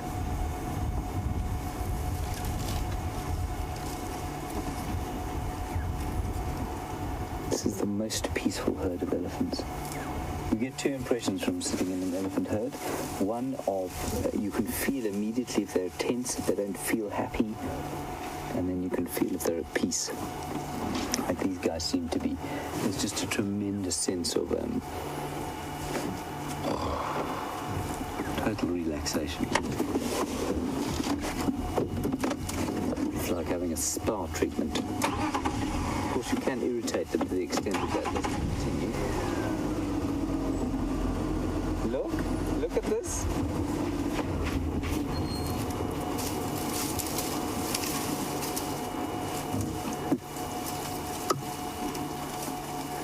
Now a second conversation from Cusick. Thank you, Cusick, for your second question. You want to know how much an elephant eats. Now, of course, it does depend entirely on the size of the elephant, Cusick. A big bull, I think we're probably looking at around about 300 kilograms, 660 pounds worth of food every day. So a 6-ton bull, I think probably like the big one you saw with Jamie earlier, is pushing 300 kilograms a day through that digestive system, and about 200 of that will come out again as dung during the course of the day, so quite a lot, enormous amount. Very inefficient digestive system.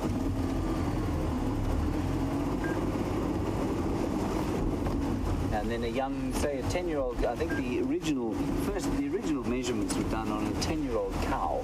She ate about 150 kilos a day. A 10-year-old cow probably weigh about half of what a big bull would. Just ease gently forward here. They're being so confiding with us. They're being so good about letting us watch them. So I don't want to irritate them at all.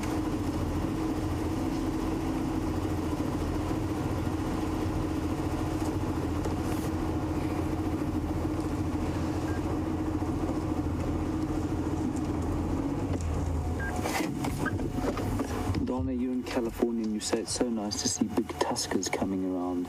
It is very nice, Donna. And as I'm sure many of you know, big tuskers have their genes. Certainly the genes of the enormous big bull elephants that used to be found in this area have pretty much been shot out. And they were shot out many, many years years ago, of course, by the hunters of the area who came down here ivory hunting in the 19th century, and they obliterated the elephant herds of the area. Unfortunately, there are obviously lots of elephants now, but I think the size of the tusks that we see, which is, I mean, as Donna has noticed, we don't see nearly as many big tuskers as you would have, say, 200 years ago.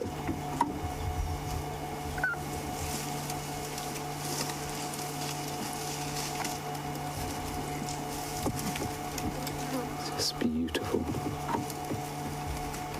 So peaceful. Let's look forward and see if we can't get a better look at those tusks. We don't want them so close to us that we can touch them, of course. They touch us.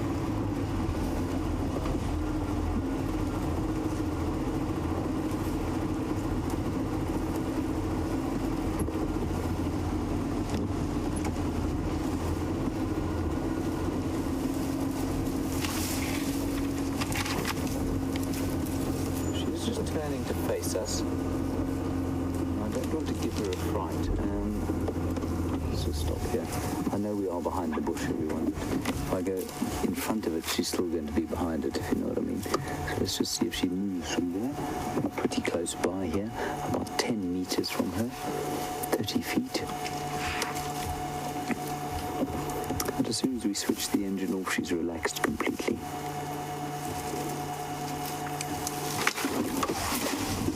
Not quite relaxed completely. We'll just roll forward so that she can see where we are. There you go.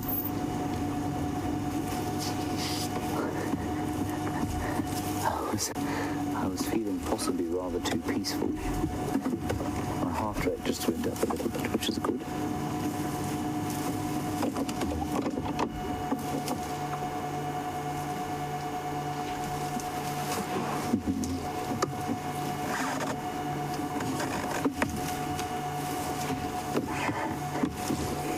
She's relaxing again.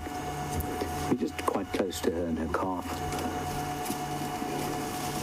Now, I speak quite a lot, I bang on quite a lot about reading elephants' behavior and making sure that we try and retain trust that we've gathered over the last years. Now, if she was to do that again, if she was to shake her head at me again, I think we'd just move off. Not because I think she'd charge us at all. I mean, there's always a possibility, but I think it's unlikely. Just because we don't want her to, develop any kind of experience that is negative of human beings. So if an elephant says to you, I don't want you to be around, it's best to just say, sure, no problem, we'll catch up with the next herd and then move on.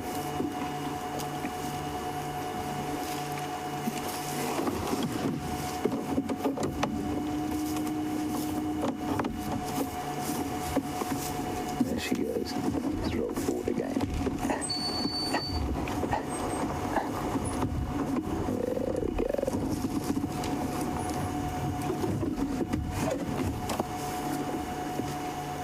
She's still watching us quite carefully.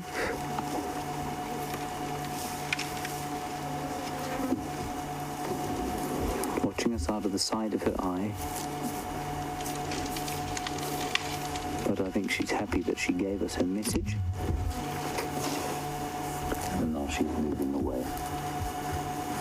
And I'm sure this is her youngster in tow.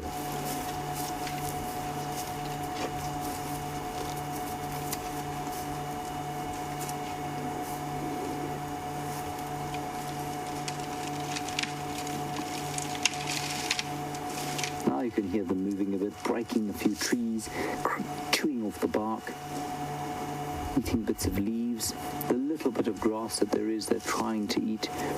Elephants at this time of the year would normally be grazing predominantly, but they can't at the moment, of course, because there just simply isn't enough decent grass forage for them to eat. Now, they're heading towards Buffelshoek Dam. Now, what they think they're going to find there, I'm not sure. They might have a brief bathe in the very last mud that there is there, but I mean, there really is not a lot. So maybe they're just eating and they'll bypass the dam entirely or turn around before they get there.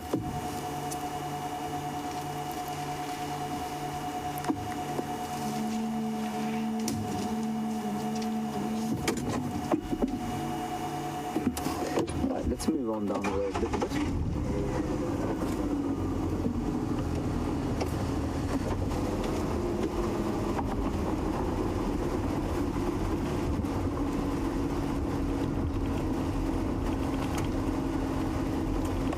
You want to know if a female elephant could grow tusks that might reach the ground. I mean, there's some bulls, you've obviously seen pictures of bulls that would reach the ground. Pamela, I think it's unlikely. I mean, it's even unlikely in the bulls. It's very unusual. Could a cow?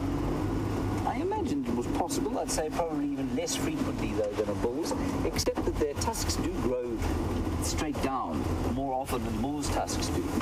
So, yes, I suppose it's possible. I can't think of an incident where I've seen that, though. What was that, Brian? Was that an enormous flatulence? High-pitched flatulence, that. It was the most impressive performance. Well, I'm not going to go chasing him into this bush. It is quite thick. That cow indicated that she didn't wish to have us too close by. So the dam is just around the corner here. Let's pop up here and see what we can find there.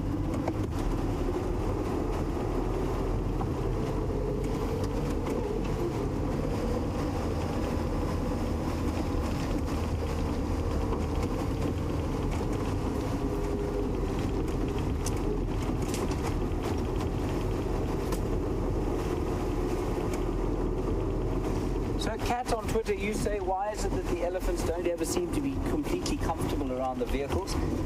Kat, I'm not sure I agree with you. I think quite a lot of the time in this area they're super relaxed with the vehicles, and we can drive into the middle of a herd and they might give us a look or two and then they just carry on eating. They're certainly less confiding perhaps than, say, a full male lion who's just eating himself a kudu or something like that. That's because they're a bit more protective of the youngsters, and I think you'll find it's also an experience of human beings. They obviously come from all over the Kruger Park, these elephants, and they're nervous everywhere, and they're a lot less nervous here than they would be in many other areas. They're just quite protective over their youngsters. They're quite careful. They always have been. And I think that they're very comfortable around the vehicles here, especially compared with some other areas that I know of. I think you watched those ones with Jamie. Certainly, I think Jamie's herd was the same herd. It sounds like the same herd that I had this morning. And I mean, Tebs and I were sitting maybe 5 meters from one of those bulls, and he didn't even blink at us. He just carried on feeding, moved around, and he was fine. I think sometimes also the big bulls, if they're feeling irritated, they'll take it out on anyone. So if they're, say, a musk bull was feeling frustrated and his testosterone levels were through the roof and he was feeling aggressive and angry and irritated, a noisy vehicle he's going to take that frustration out on. A noisy buffalo or a noisy rhino even, he might take that frustration out on.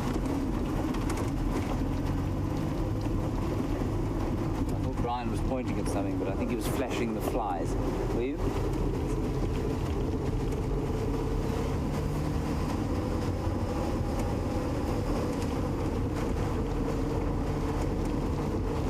Right, the dam is just around the corner. Now, for those of you who haven't seen Buffelshoek Dam before, I wouldn't be expecting the Hoover Dam, or indeed, what other big dam is there? The Three Gorges Dam. I wouldn't expect that one either. Or Lake Kariba.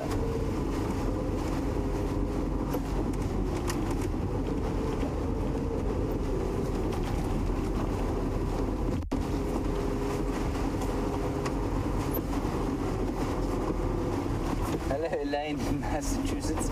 You're planning a holiday to South Africa in 2017, and you're saying if you stay at Galago, would you be able to meet at SafariLIVE? Of course you would.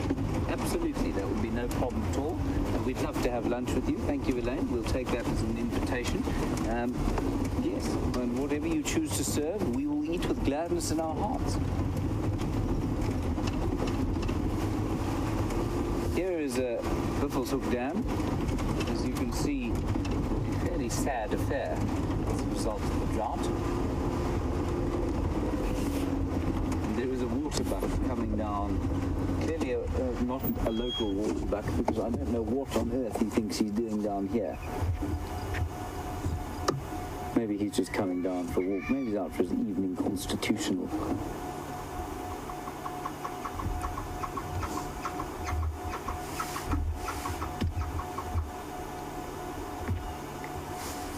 Again, completely silent, but for that Franklin that was calling in front of us. This is fascinating. I wonder what this waterbuck thinks he's doing. Maybe he wants to come and eat some of this green vegetation that is growing out of the mud.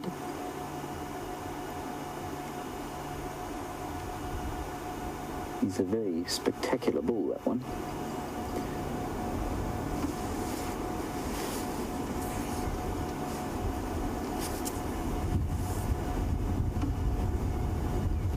Hello, Jess. You want to know why we don't ever see any waterbuck calves? Jess, we do see waterbuck calves. Possibly not as frequently as we see wildebeest and impala babies, because they're not quite as seasonal breeding-wise, and there are not so many of them. But we do see them from time to time. I think you'll find that they probably also keep the very little ones hidden away a bit longer than the sort of more open-dwelling wildebeest or impala. Nice question. He's a spectacular bull. I'm fascinated to see what he's going to do now. Now, that mud, of course, is not particularly hard underfoot, as Andrew and I discovered the other day when we rescued a young impala in the middle of the dam. It was not a pleasant experience for anyone concerned.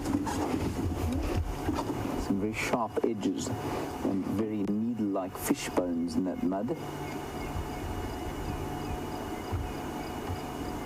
So this waterbuck will be wary of walking out and trying to eat that green stuff that's growing in the middle of the dam. But I think that's what he's going for.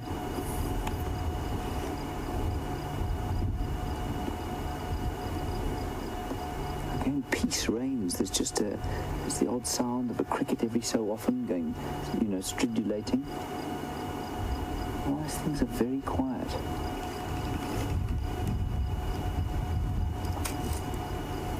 I don't know where the wood sandpiper that was here has gone. He's obviously a wading bird. Can't be wading here. Just get spiky fish bones in his feet if he was trying to wade here. Let's just sit here for a few minutes and see what this chap does.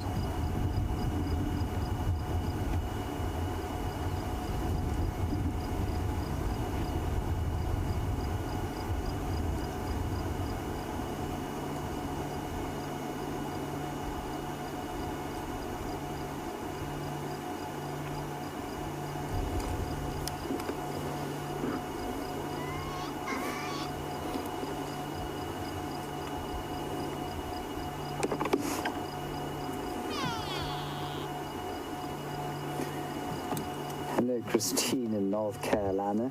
You say you're coming out here in September, and you've got a question, and then you've got a statement.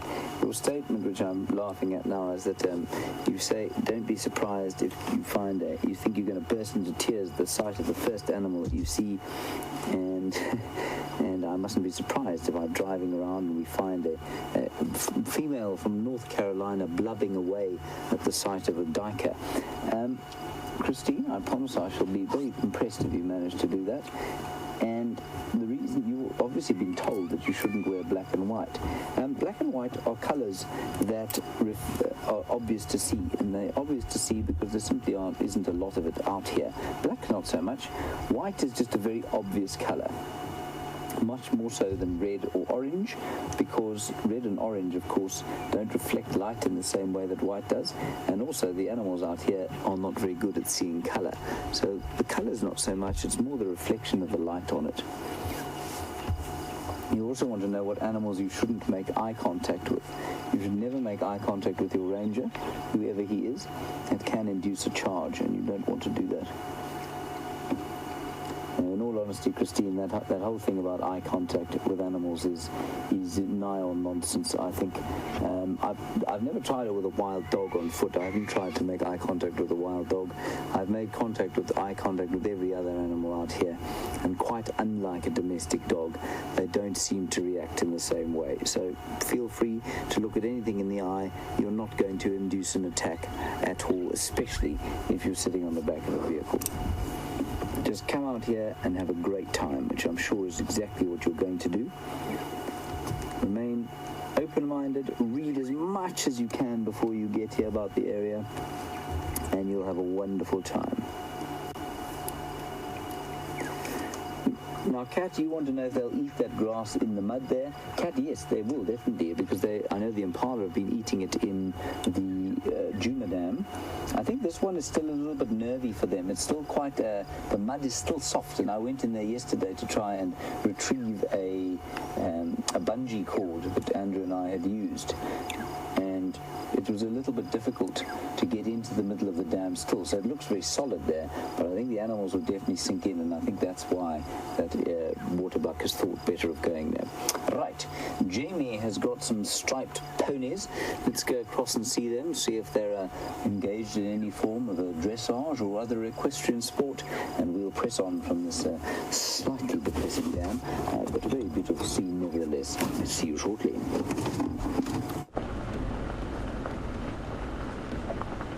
Sorry for the slight motion sickness. Trying to keep up with my striped ponies. My striped ponies seem determined to move away. The stallion behind it, accompanied by the usual cacophony of the end results of digestive processes as they walk along, always accompanied by that gentle sound, our zebras. Their digestive processes produce copious amounts of gas as a byproduct, which is why they've always got such round tummies. As a matter of interest, I have to roll back some more. Hold on a moment. They were being terribly cooperative just a few moments ago.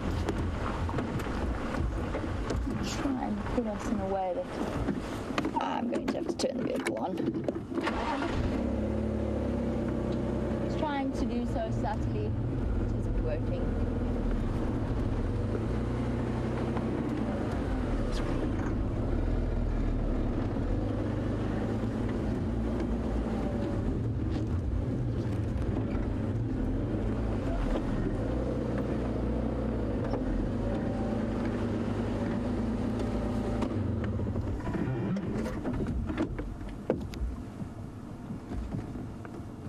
Go. Readjusted for now. And I always think that this is probably the best light for viewing zebras. This and early morning. They always look particularly striking. Being as plagued by flies as we have been throughout this drive.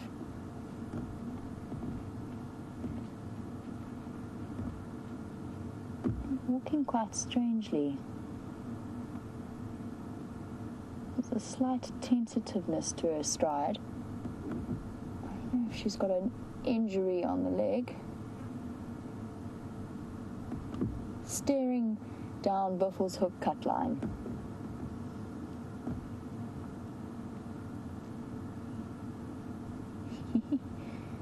Tail flicking furiously. It's at times like these I wish I had a tail like that. That could help me keep the flies at bay. I have used my ponytail for that in the past. But I just don't think it has quite the same level of coordination.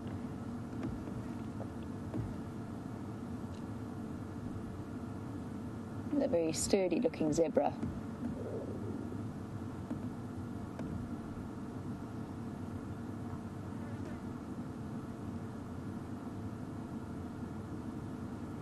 Something's got it uncertain. Listening off in the direction, straight ahead and to the left. could just be a noise even made by another antelope, something like an impala. And because the zebra's not quite sure as to what it is, not going to take any chances by rushing off into thick bush. You never know when a lion might be lurking. Always pays to have a degree of vigilance.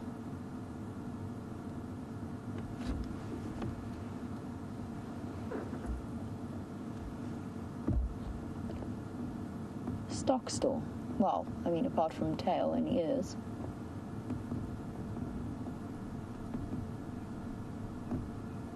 I wonder what's there. Don't know if you could hear that piping whistle in the background. It's a red-crested korhaan. Station Bengala on cameras, friend.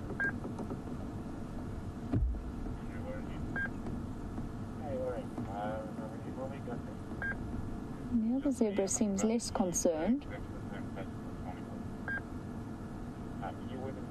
He's just grazing.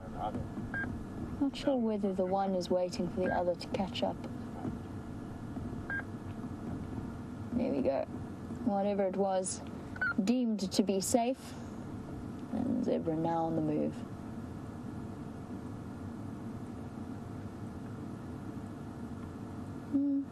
Stopped again. I think just being extra cautious.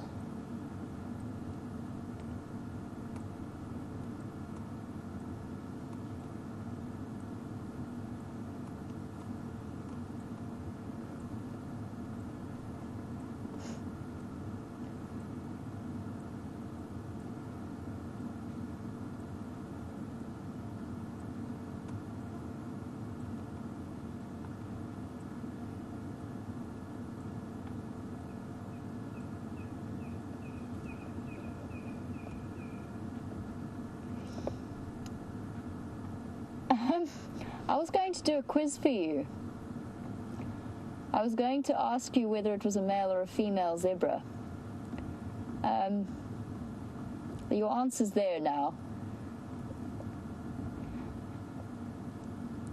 The thin stripe between the cheeks of the bottom is, of course, what gives it away. That's your standard approach to determining the sex of a zebra. They're both stallions.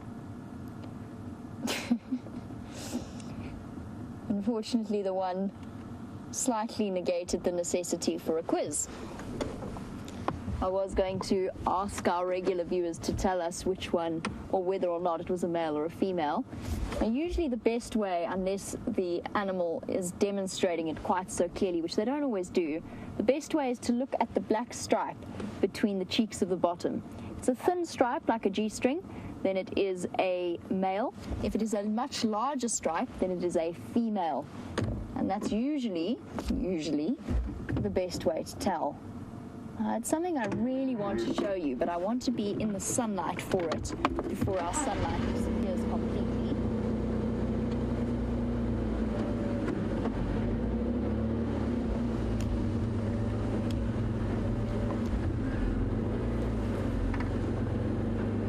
Now, Misha, for those two stallions, a leopard is not a threat. So you were wondering if a leopard would ever attempt to take down a zebra. Yes. Only the young ones will only really hunt babies. I've seen leopard kills that have been zebra babies before, or sub-adult zebras at most. But for larger zebras, for adult zebras, the chances are that they're perfectly safe from something like a leopard. Let's see if I can find a nice patch of sun to show you this most extraordinary creature that I have here. I think I'm going to, let's maybe put it here in the sun. There we go. Now this is a really truly exquisite beetle. It's a royal fruit chafer with a striking white and green color. Now we found it dead. So what we did was we pulled off one half of the casing. This is actually presented to me by Steph, if I'm completely honest. He showed it to me. And you can see where one half of the back casing has been pulled out to expose the wing with its multitude of colors.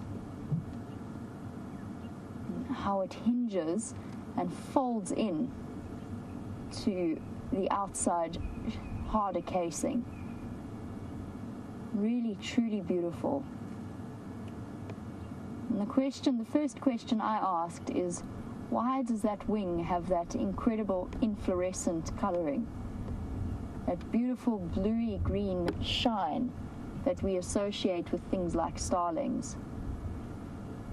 I have absolutely no idea what the answer is. I don't know why it has evolved to have that. Definitely one of the most attractive little insects. And actually not that little, it's about almost the size of my thumb. Really, really extraordinary looking. I'm going to flip it over for you so that you can have a look at the underside. And you can see the way that the wing folds underneath. Extraordinary colors. Really, really, truly beautiful creature. Something that I'm going to keep hold of and maybe do a little bit more reading about. I'm going to keep it with me because I find myself sadly lacking in my fruit chafer knowledge, especially the royal fruit chafers. Don't know all that much about them.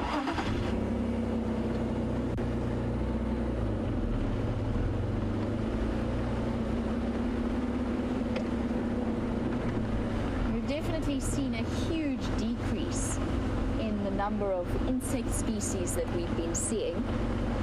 And Tim, you were wondering what's happened to all of the dung beetles. Most of them have had a chance to reproduce and have died off. With the lack of rain and the drought, we haven't seen all that many. And I'm seeing more and more now that the piles of dung are staying intact and holding their shape much longer than they usually do at this time of year in midsummer. Now, exactly a year ago, around this time of year, my parents came to visit me, and they were paid a visit by a herd of elephants in the afternoon, in the late afternoon, which they absolutely loved. They were staying at a separate camp down by the river, and I wouldn't say that my parents are purely city people, but they're perhaps not as used to the various facets of bush life as I am. And my little brother was there as well, and my little brother and creepy crawlies are not really friends. And my parents were staying at this lodge and they had the lights on, and they were, I wouldn't say, their word was attacked by a swarm of dung beetles. It was not quite that dramatic. There were lots of dung beetles flying about because of course they're attracted to the lights. So once they'd finished being attracted to the elephant dung during the day, they were then zoning in on the lights of the lodge that my parents were staying at. I have never seen such comic reactions in my entire life. It was hilarious. Watching them duck, dive, squeal and run for cover was truly quite hilarious. And of course, the fact that I was showing very little sympathy for their plight was not appreciated. Highly, highly entertaining to watch. There was about 2 nights that this went on. My parents were plagued, my family was plagued by the attack of the dung beetles. And the entire time, my puppy Lexi was racing around having the time of her life. She thought it was the best thing ever. Coming up close to Sydney's dam now, I wanted to just give this area a very thorough check. I know that this is close to where she crossed, or where Karula crossed this morning. And I was wondering whether or not whichever male leopard James was tracking might have decided to come for a late afternoon drink. So I thought I'd just come and pay the area a little bit of a visit. See if anyone's come down to the water.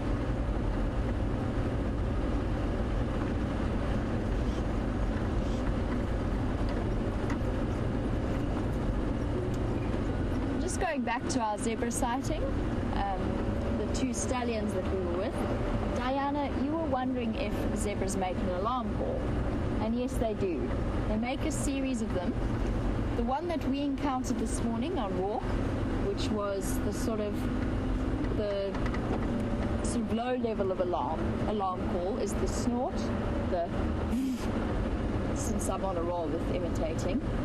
The zebras saw both Liam and myself, got a bit of a fright, but nothing too major, and went, and that's just a gentle snort to alert the rest of the herd that there's a potential threat. If there's a really serious, for example, a lion, and if they're being chased, or if they're fighting amongst themselves, then they give off an alarm call that sounds very, I can only describe it as similar to the sound of a yellow-billed hornbill, or the call of a yellow-billed hornbill. It's a sort of a yip, yip, yip, yip, yip, yip. That's a terrible impression, but you kind of know what I mean. You must have heard that on, I think it was in The Lion King, that yip, yip sound.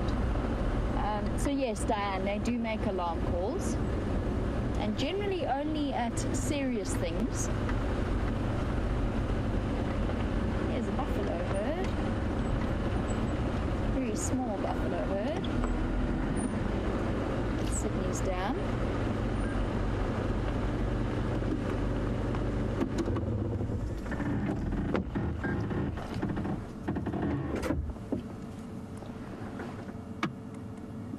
Milling about.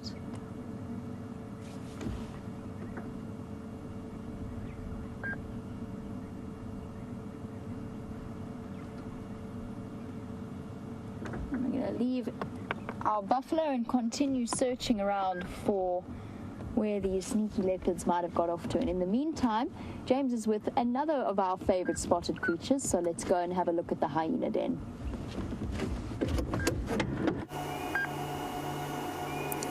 It is not unusual to find me here at this time of the day, everybody. Here we are at the secondary den. Now I want to give you some updates on the wonderful information sent by a viewer today. And the information goes as follows. Firstly, all the interesting parts of it, and we may have to go and visit the other den quickly as well, just so that I can complete it. This viewer has been watching these hyenas for as long as we've been broadcasting, which is certainly longer than I've been here. And some of the things that I took from it were that, of course, the one that we've been calling May was actually first sighted in June, and should therefore be called to June. So from henceforth, May, sorry to do this to you, everybody, will be called June. And I did check it, and she was absolutely correct. It was seen on the 29th of June, so quite late in June. So that will be June. Now, her guess also was that this little one that we're looking at now is June, and this is her suckling. She wasn't convinced of this. I'm certainly not convinced of it, and I'll tell you why. I don't think that this female is the one with the scar on her back. So, and I also think that the one with the scar on her back is quite a dominant female, so I wouldn't say that this is her. I might be wrong. The only way for me to tell would be to look at the scar on her back. And I mean, I know that there are spot pictures, collages of the different hyenas in this clan. Brilliant stuff, really is amazing. So that's the story here. Then also across at the other den, which I hadn't noticed, of course, when I should have, I just assumed that November was a female because she was on her own. But there's definitely a distinct picture of her with her penis or pseudo-penis extended, and there's a definite pinch on the end of it. So it would seem that November is quite possibly not a male, at least not a female, but a male. And it remains to be seen what happened to his or her sibling, most likely his sibling, and whether there was in fact a sibling. Maybe he was just born on his own. That does happen with hyenas. This one here that we're looking at now is lactating. She stood up. She's a wonderful pose there with her lip tucked behind her foot, at least behind her tooth. She is definitely lactating. When she walked down from her normal position over the hole on the right-hand side, her teats are definitely swollen. And I think that there are some very young cubs in this den, and they just are too small to come out at this stage. So So those are the updates. Wonderful stuff we had from our viewer today.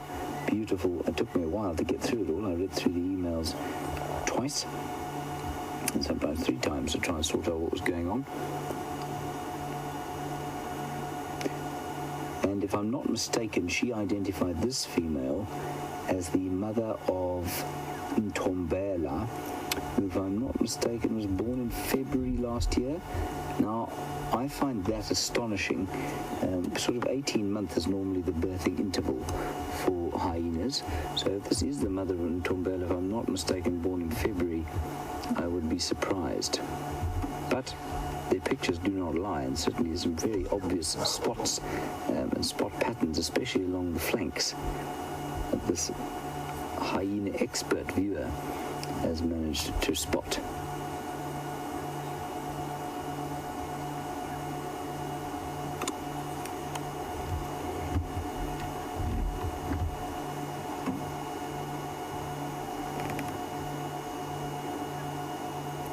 And just to make sure, it's not that I don't, I haven't forgotten the name of this viewer. She hasn't sent it through to us. So if you would like to identify yourself, I'm more than happy to give you a very happy and grateful shout out. If you would like to remain the anonymous hyena expert, that's also absolutely fine. So that's what's going on here. So let's sit here for 5 minutes.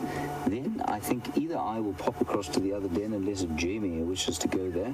I'm not sure if she wants to or not. I'll ask Final Control to ask her. There's no reason that I should monopolize the hyenas. And we'll head across there and just see what's happening there. I'll be interested to see if June, used to be May until 5 minutes ago, is there, or if this is in fact her. There's an incredible shot of the pads there, and you can see how close together they are, and that's the most and how kidney shaped.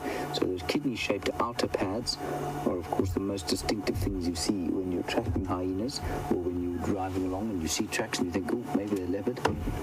And even if you just see the outside scuff of one of those toes, they're easily identifiable from the kidney shape there on the pads. Also, the claws will show 99% of the time, which of course in the cats they won't.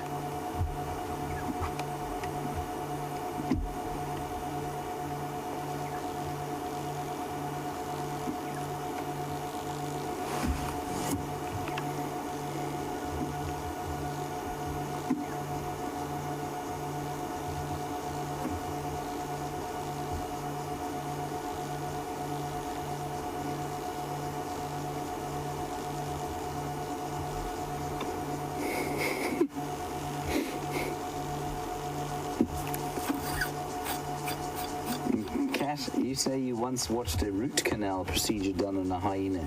Cat, that's not an experience many people can say that they've had. I've certainly, thankfully, never had a root canal. I've also never watched one on a hyena or any other animal. I'd be fascinated to know where on earth you saw that, and you say you were astounded by the size of them. Yeah, they're not small. I mean, a hyena a big female is about 70 to 75 kilograms. That's certainly bigger than I am. And then pounds, 75 kilos would be about 170 pounds, so they're not small at all. Like an average sized man, maybe a slightly small man. They're quite a lot taller, I think, and larger, heavier than they look when you see them here on the screen. And them teeth there are quite phenomenal things. This one, not obviously the most enthusiastic hyena in the world, fast asleep.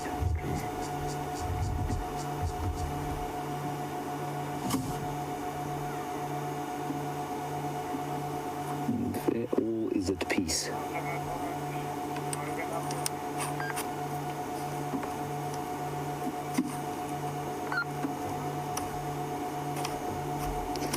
Hello, Donna Wan. Interesting question. Are we sharing the videos that we're getting at these hyena dens with experts? Not at the moment, no.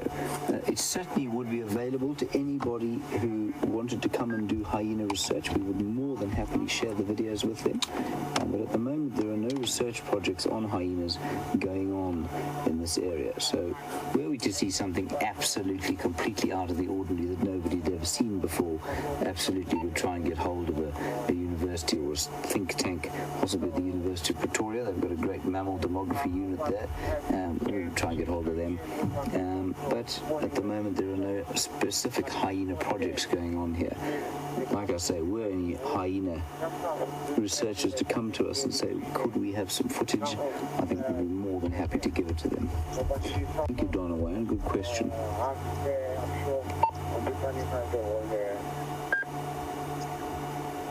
Okay, thanks very much. Do you know if there's anyone from Cheetah Plain inside every soup? Because myself and Audrey, we got camping. Yeah. Alrighty, I think that we should leave this for the next little while, head across to the other dam, to the other den. Ooh, hang on.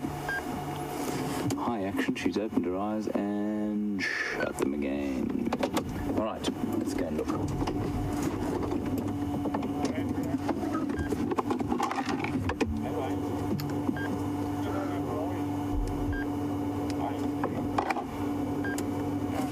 Alina, just to clarify, you say if May is a male, we should possibly call him a male. May is definitely a male. May is a male. No, is May a male? I can't remember now what I've looked at. No, I don't think May is a male. May is a female, and May is now June. Remember, June is now May. It's also confusing. I want to go to the other den and let's see what's going on there. I'm going to have to turn the car off though, because obviously our immobilizer has clicked out.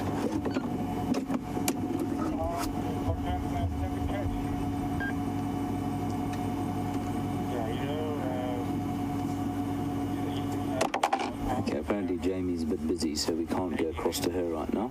So we are going to sit here.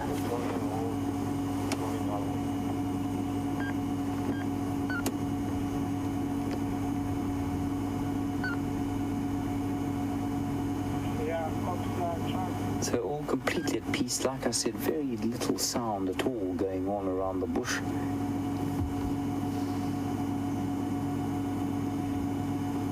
And I think that's simply a function of the heat. As Brian and I were saying as we were driving along here, it just feels harsh. You know, normally in summer there's some kind of build-up of cloud to the west or to the south, and there's an expectation of moisture and rain and a breaking of the heat. But now it just continues on and on and on. Okay, let's go across to Jamie and we'll quickly start the car.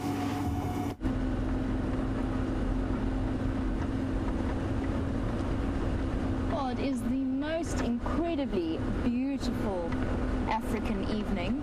The temperatures are slowly starting to drop, and really there's some incredible feelings that you get being out here in a place like this.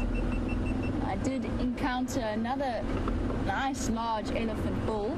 The reason I'm not still with him is back to what Monique was saying about the different personalities, and he was cross. I'm not sure what his story was. He was a big boy, the same size as the one we saw, but with two completely broken off tusks at the base. And he didn't want us around. It was very clear he did not want us around.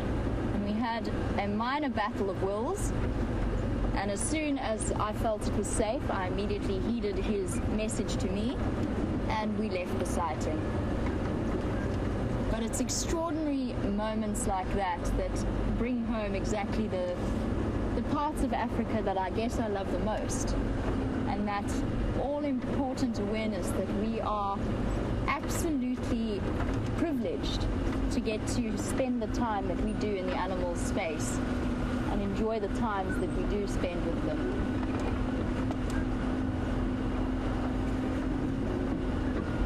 There are some amazing moments to be had out here.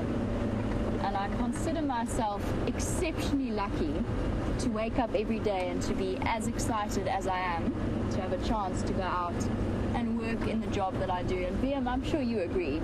Best job in the world? Totally best job in the world. I'm very aware of how lucky we are. I believe that James has managed to start Rusty up again once again. Let's pop over to him as he heads out, and I will be back with you shortly. So it sounds like exciting times with the elephants there. We've managed to get Rusty started. We've left the hyena den. We're now on our way to the other one. Let's see what happens. We'll go via Gallagher Waterhole, see if there are a great plethora of leopards perhaps having a drink there. And then we'll see. I'm really hoping though, and I know maybe some viewers are getting a little bit frustrated with my continual efforts at this den here. I'm really hoping to see the little ones come out of the hole and show us their mettle fairly soon.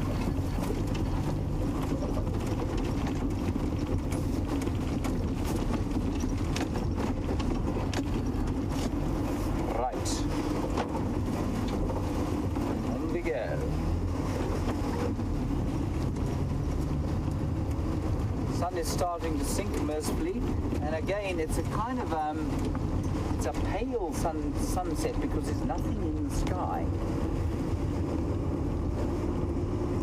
There's no cloud, there's no dust to diffuse the light at all.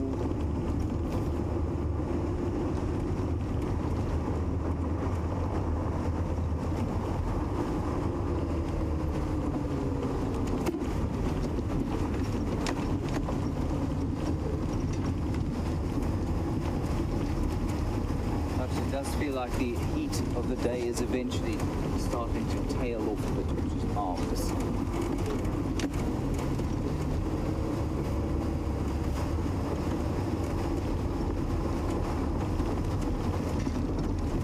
Real kind of September smell around the place though. It doesn't smell like summer at the moment. And the other, there's a bird that normally calls around this time of the year, January, February, the Diederik's cuckoo. Very vociferous around this time of the year. I've heard a few.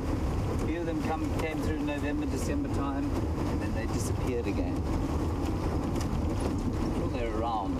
They also parasitize weavers. I have not seen one active weaver's nest this year. There was one at this hyena den that was active for a little while, and then it just seemed to, as the rain didn't come, all the weaver's nests just seemed to be abandoned. And I hadn't seen any yellow weavers for the last little while.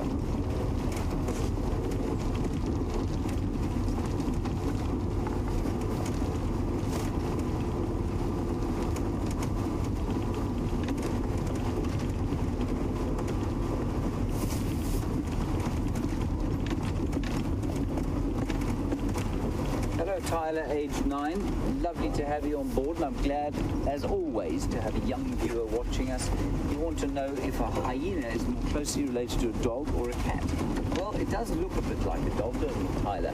And certainly when the first people arrived, or the first people who were familiar with wolves and dogs arrived in South Africa, they used to call them wolves because they thought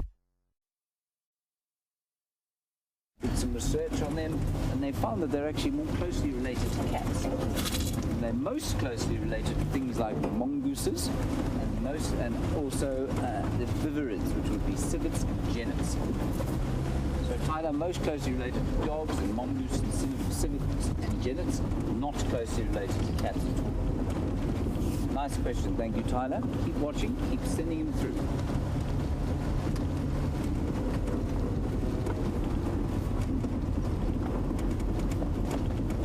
Some buffles, some beefs, the ubiquitous beefs at the waterholes. I tell you, it's lovely to have them. You can always rely on them to be around and for a sighting or two. I'm not going to stop, I'm just going to keep going towards the waterhole.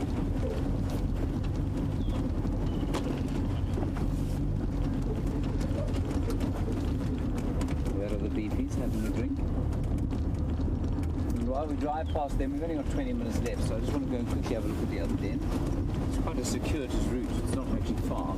While we're doing that, Sarah, in Ohio, you want to know the marabou storks, which are, of course, the ugliest bird in Africa.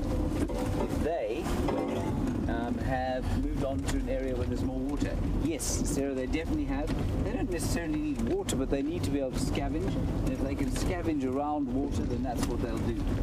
There's nothing to scavenge in Buffelshoek anymore. All the fishies are dead. And their bones litter the mud there. Stick into you if you try and walk there. So, Sarah, yes, absolutely. The marabou storks have moved on.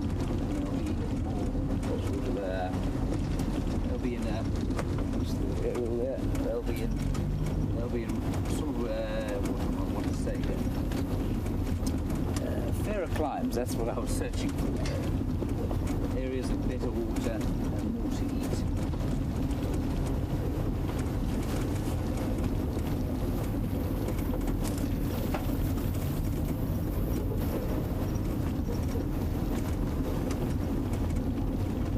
Hello, John, in the United States. We want to know where the hippos are going to go when it gets dry. Will they go down to the Sand River? Yes, they will, but the Sand River apparently has almost stopped flowing. So after that, they're left with the option of going down to the Savi River, which is further south, or there's an enormous dam in Manyeleti, which is the reserve to the north of us. They might try and go there, but those are the options. And there will definitely be conflict. Those young bulls like Peter, who've been tossed out of his probably the pod into which he was born, they're the ones that are really going to struggle. The territorial bulls who've got established territories in dams and in rivers that are the ones that are going to see out without too much harm.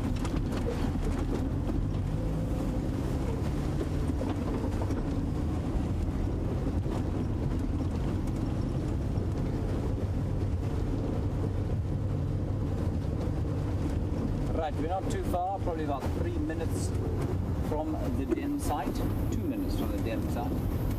Now remember, we did see one kind of June-aged hyena at that den site.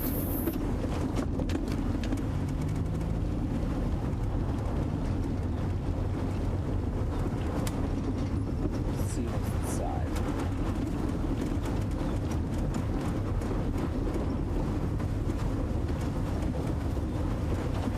Marsha, a very nice question. I was tempted to be slightly sarcastic with my answer because I wanted to describe a scene where the hyenas were found packing their bags and sort of covering the furniture in sheets, taking some of the pictures off the walls, their favourites.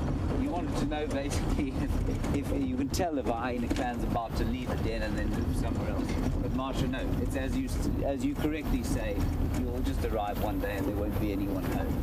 So that's exactly how it happens. I just had visions of Corky sitting around issuing instructions to the youngsters, or the youngsters running around not doing what they're supposed to, and June packing her little bag, and Pretty packing her bag and her vanity case, of course, and then them all setting off for another den. But Marsha, that isn't what happens.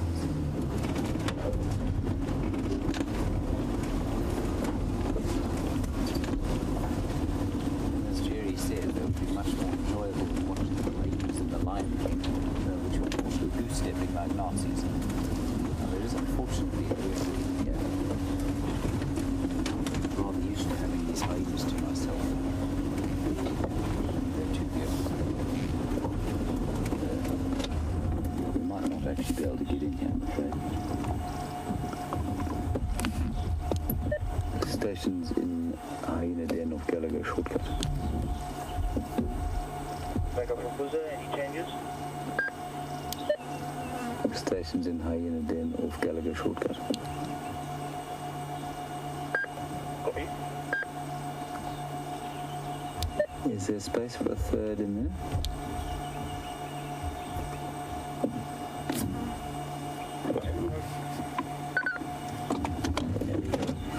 Traffic's in.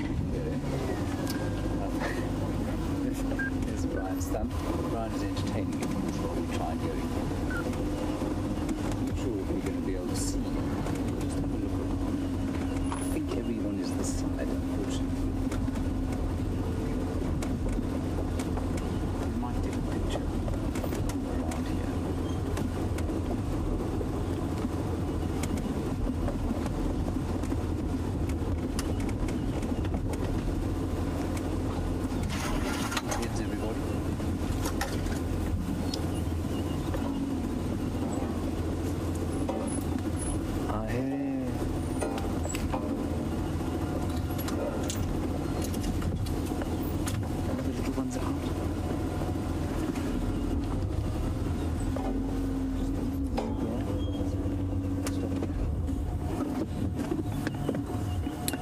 So there is November the male.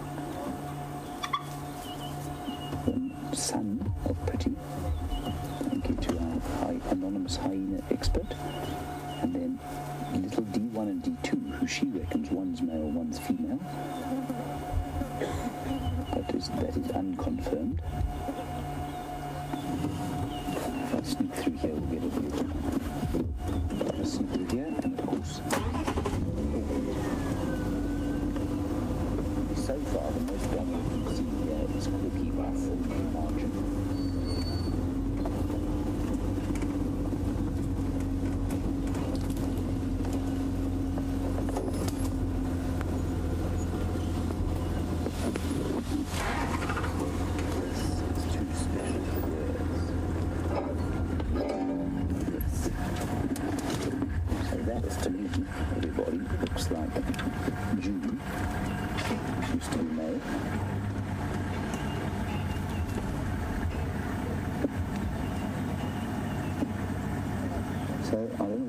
Thinks, but I don't think that was June at the other den. I think that's another one of similar age to this one. In fact, slightly younger than this one.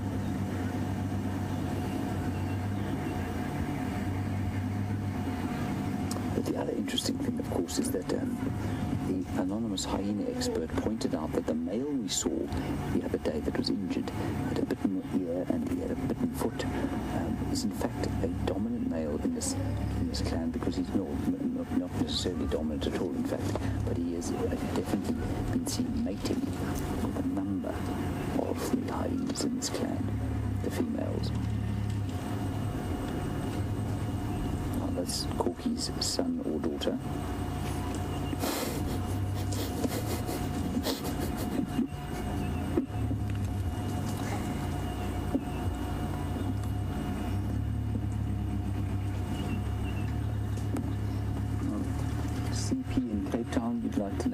Cubs a hyena typically has. Normally 2. Did you see the one sticking its head out there? Right, it came shooting out and then fell back into the hole. And normally 2. Sometimes 1.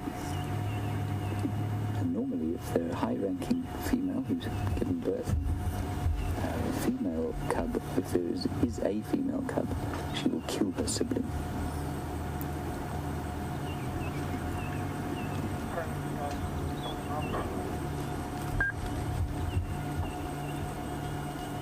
There it comes. Little one sticking its head out.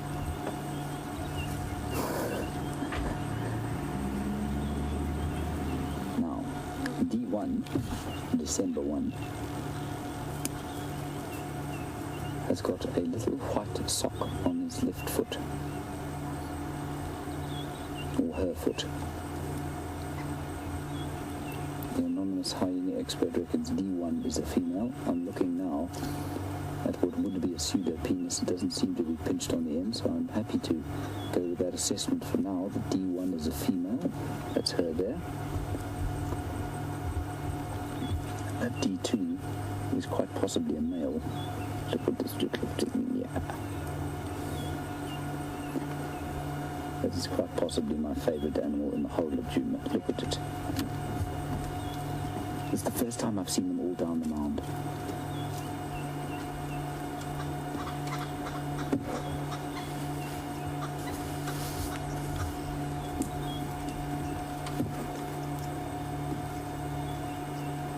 Sandy Lee, if you're interested to know if there might be some other suitable den sites around here.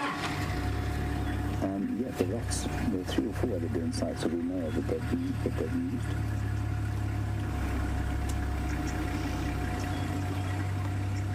And some of them not too far from here, some of them quite close, some of them about 2 or 3 kilometers away. This is spectacular, people. I've never seen them down like this.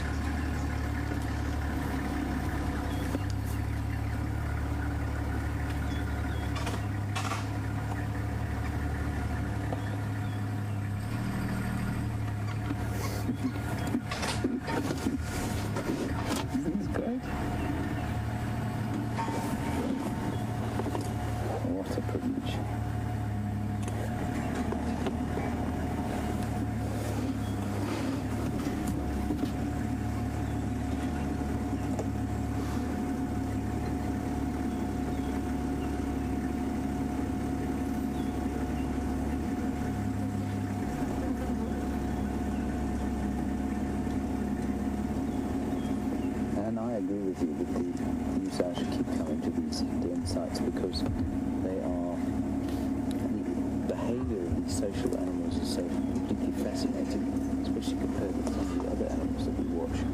I agree completely. I do think it's massively fascinating, possibly more so than many of the other animals we watch. While the beauty of a leopard is unquestioned, their solitary kind of living sort of precludes the fascination of social behaviour. Hyena's social behaviour can most closely be aligned with cercopithine primates, so monkeys and baboons. They have that kind of amazing social structure.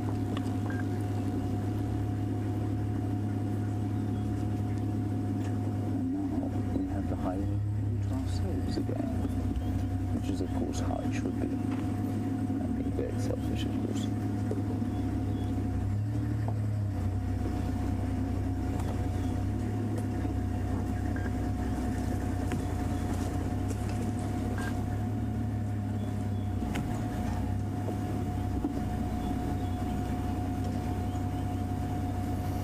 Monique in London, you're watching that little cub and saying that perhaps the back end, the back legs look a little bit wobbly and that they don't function completely properly. Monique, no, I think you're absolutely correct in saying that that is because they are young and still learning to use them. I don't think that there's anything amiss there at all. It's entirely normal to me.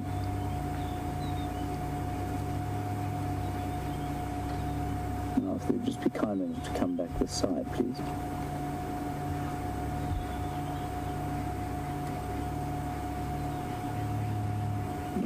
Just wonderful stuff.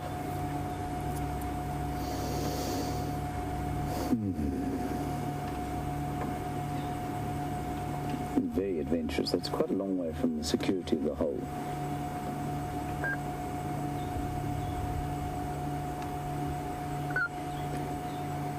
I could try, Brian, we might sneak in there a little bit. We might get it, otherwise we can go round the other side. Coffee is round the other side, so maybe let's go round the other side for one last view. It's getting starting to set the off a little bit, and we've only got a few minutes left.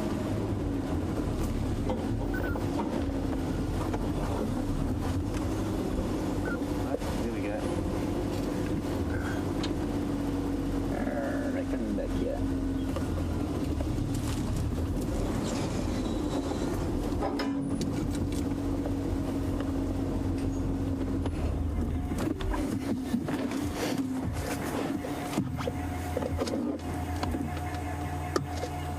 It's also the first time I've seen them actively playing like this in front of Corky with her out her kind of instilling any discipline. It's the first time that November's had this kind of confidence that I've seen. Normally she's very reticent.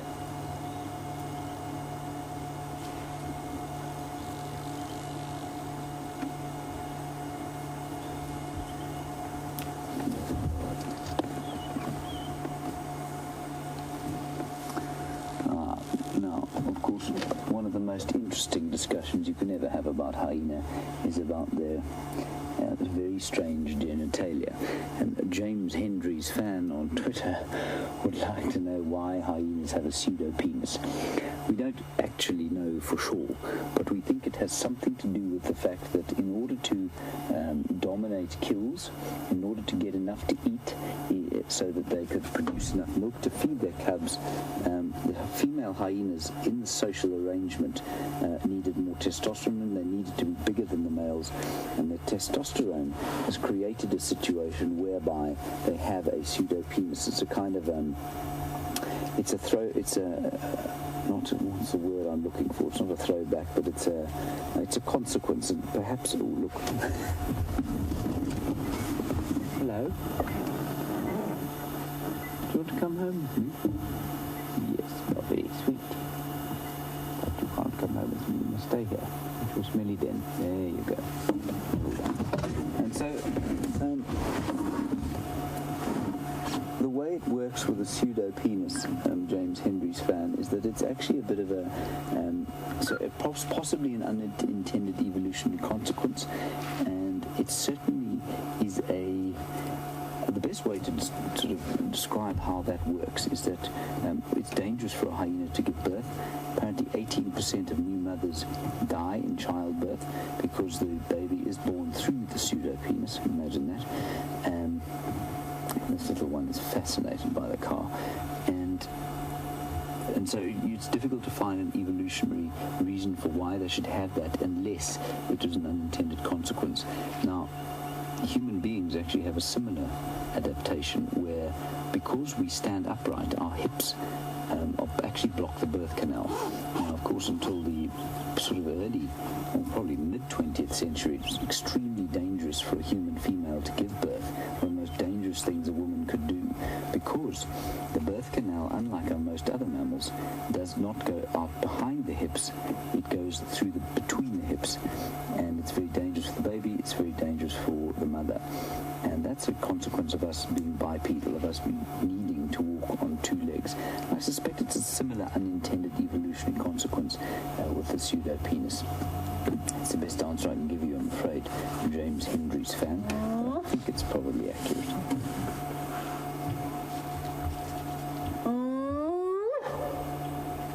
That's Corky giving her territorial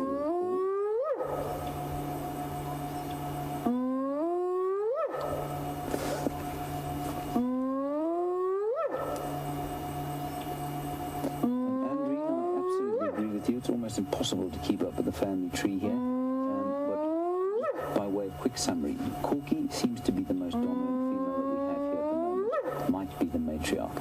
She has two son and a daughter, possibly D1 and D2. D2 with the male, D1 with a white sock, the female. Then we have Pretty here, who's the one on the right-hand side of your screen. She's got her son, who is November, that lovely little thing who was popping his head around here. Then, to the left of your screen, semi-adult, I think, is June. She or he was born probably around mid-June, and the mother is the scar-backed female. She's got a scar on her back, and I'm sure our anonymous expert has an idea better idea of her name, but that's as far as I can get it. The other den, there are two adults. One of them has a cub similar aged to this one, and then I think there's some other little ones. So that's the best that I can understand it for you. Right, let's head across to Jamie, and I'm going to leave you for the evening. Thank you very much for talking to me. Some lovely new stuff from some new viewers, some young viewers. Wonderful to hear from all our young viewers especially. Thank you, Brian. Thank you, dear. And thank you to Geraldine, of course, and Kirsty in Final Control. And we'll hand you back to Jamie and for the final closing. I will see you tomorrow at 0500 during the brilliance of this summer African dawn. Bye-bye.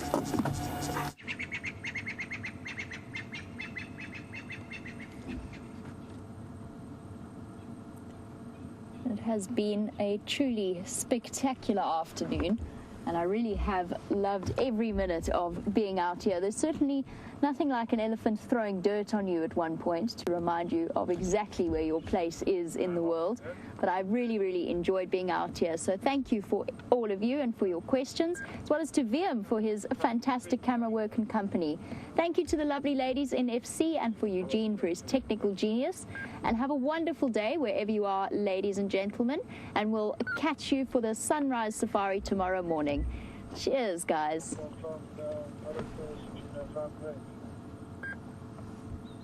Ja, da ist